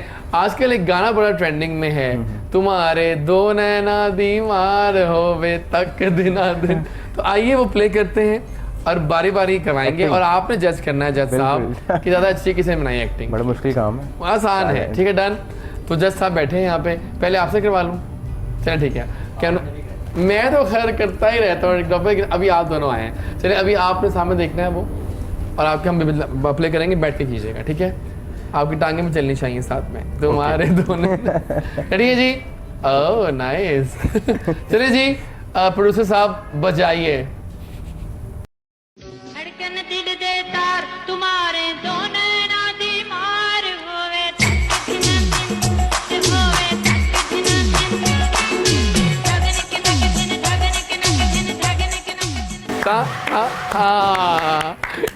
मैं कहता हूँ सैम तुम वाकई बहुत अच्छा काम करते हो भाई, एकदम ट्रांसफॉर्म हो गया सैम। अच्छा, लग सैम नहीं के रहा अंदर था। कोई रूह आ गई थी। लेकिन अमेजिंग सैम, वेल डन। और अब देखते हैं कि आफाक जो है, तो ये लग तो बड़ा ट्रेंडी रहा है, आफाक क्या तीर मारेगा। जैसा आप देख रहे हैं ना, आप देख रहा हूँ तो ये आप देख लिया आपने, कैसा लगा आपको इनका एक्ट? बहुत जबरदस्त, टू गुड। मैं एक्सपेक्ट नहीं कर रहा था। मैं भी एकदम से चेंज हुआ रुआ।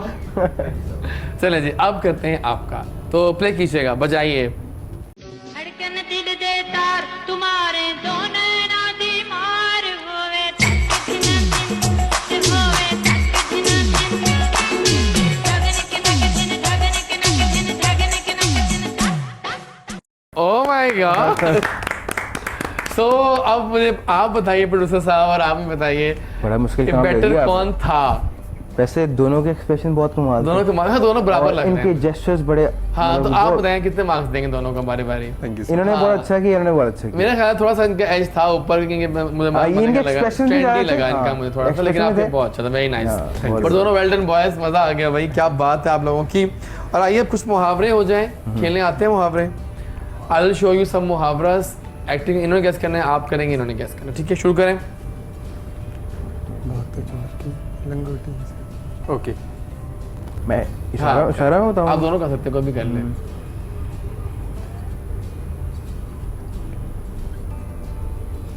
भाग रहा है, हाँ भागते, भागते हुए गिर गया, मार रहा और गिर गया। नहीं नहीं, भागते हुए गिर गया, मार रहा है। ये नहीं आना, इनको मुश्किल लग रहा है मुझे वैसे थोड़ा सा।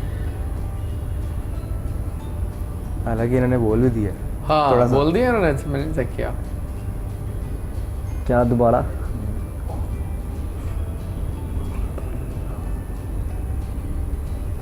पुलिस भागने की समझ आ गई, उससे आगे नहीं आ गई। भागते हुए पकड़ा किसी ने, खींच रहा है या कोई इस तरह का था।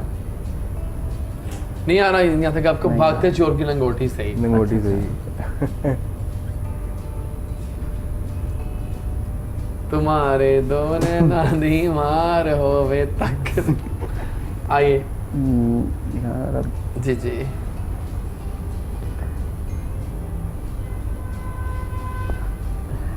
ये स्टाइल मुझे क्या लग रहा है, लंबे बाल और रेड कैप।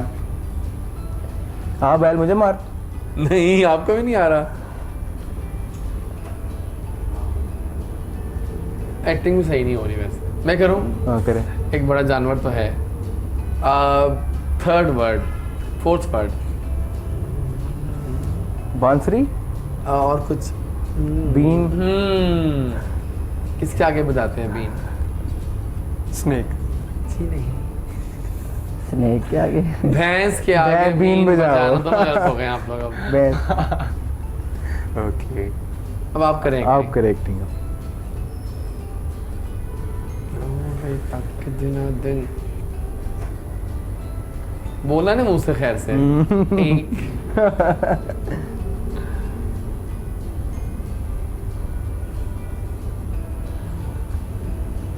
एक एक मछली मछली जल की रानी। मछली जल की रानी। मैं आपको मुहावरे आते ही नहीं है शायद, है ना? छोटे हो, किस क्लास में पढ़ रहे हो? मैं अभी फर्स्ट ईयर में। फर्स्ट में मुहावरे आने चाहिए, कोई स्कूल चलेगा। सब पढ़ाते हैं 8, 9, 10th में। कोरोना की वजह से जा ही नहीं रहे। ये कोरोना का पाना बहुत जबरदस्त हो गया है। एक मछली सारे तालाब गंदा करती है, क्या हो गया आप लोगों को? एक मछली सारे तालाब। अब आपका है, और दोनों भी तक हार रही हैं, 0-0 पे हैं।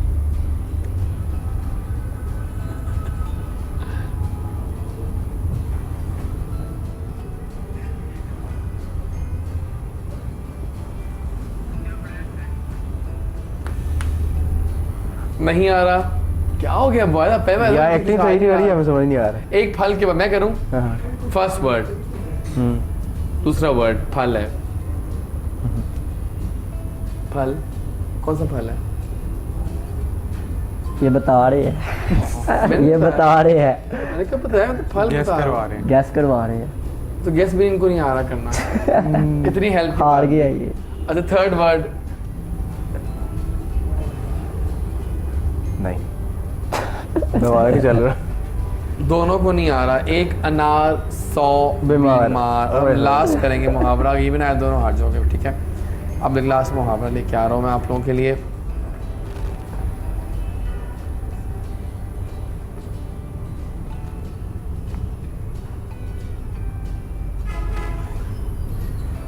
एक्टिंग समझ नहीं आ रही है ना। नहीं इसकी पता नहीं चलता।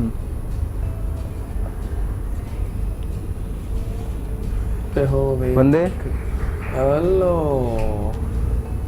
लगता है मुहावरों का कोई समझ नहीं आपको आने का Acting, जितने मुंह उतनी बात है मैं स्पेंड नहीं करते हैं थोड़े गेम को फायदा नहीं है आइए कुछ प्लान्स जान लें बिफोर द वाइंड अप अपने गेस्ट से क्या प्लान्स हैं अब आपके आगे पहले बताओ कि आपके फेवरेट टिकटॉकर्स कौन से हैं फेवरेट टिकटॉकर जन्नत है, जन्नत तो है उसके बाद जन्नत, उसके बाद जन्नत उसकी पे जन्नत sister है। उसकी बहन अलिशबा अलिशबा और क्रश सहर।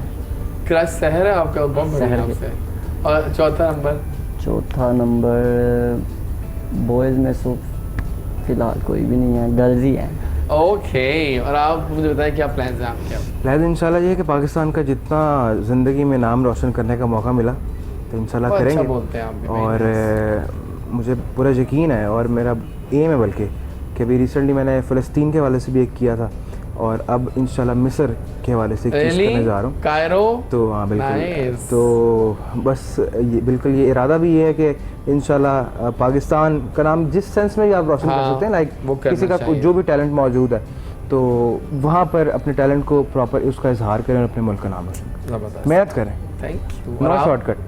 अच्छा मुझे आप बताओ प्लान्स तो खैर बातें हो गई इनसे बता एक्टिंग फेवरेट कौन से हैं आपके एक्टर्स वगैरह मॉडल्स एक्ट्रेस में शमून अब्बासी कौन सा शमून अब्बासी वो जो कराची वाला जी है कराची वाले ठीक है उनका एक बहुत अच्छा है शफकत चीमा साहब का डिफरेंट नाम ले रहे हैं आप क्यों हाँ। हीरोज कहाँ गए नहीं बेसिकली दानिश तैमूर फवाद खान फाद शायद ये मुस्तफा टेक्निकल है मेरे ख्याल से। टेक्निकल लग रहे हैं नहीं हाँ? बेसिकली ये हमारे जो लाहौर की इंडस्ट्री कराची वाले तो हर वक्त प्रमोट होते ही हाँ, हैं ये सीन है असल में। हमें हम लोगों को चाहिए कि हम लाहौर के एक्ट्रेस को भी प्रमोट करें। वेरी नाइस क्या पैगाम दोगे अपने दोस्तों को उन लोगों के लिए पैगाम मैं बेसिकली न्यू टैलेंट के लिए एक मैसेज देना चाहूँगा कि जो हमारा न्यू टैलेंट है पाकिस्तान का हमारा बहुत ही अच्छे एक्टर्स हैं मॉडल्स हैं सिंगर्स हैं डांसर है उनके लिए ये कि जो हमारे पाकिस्तान की इंडस्ट्री है जिन लोगों में टैलेंट है उनको प्लेटफॉर्म जो है वो दिया जाए उनके ऑडिशन बेसिस पे उनसे जो है मतलब उनको प्रमोट किया जाए ये एक nice. बहुत ही अच्छा मैसेज है उन सभी के डॉक्टर साहब लिए। मैं इनकी बात थोड़ी सी जरूर काटूंगा आप काटें कि आपका टैलेंट जो है ना वो बोलता है लेकिन पहले एक दौर था कि जब आप कुछ करते थे तो लोग आपको कंसीडर करते थे लाइक ठीक है। आपको प्रोजेक्ट करते थे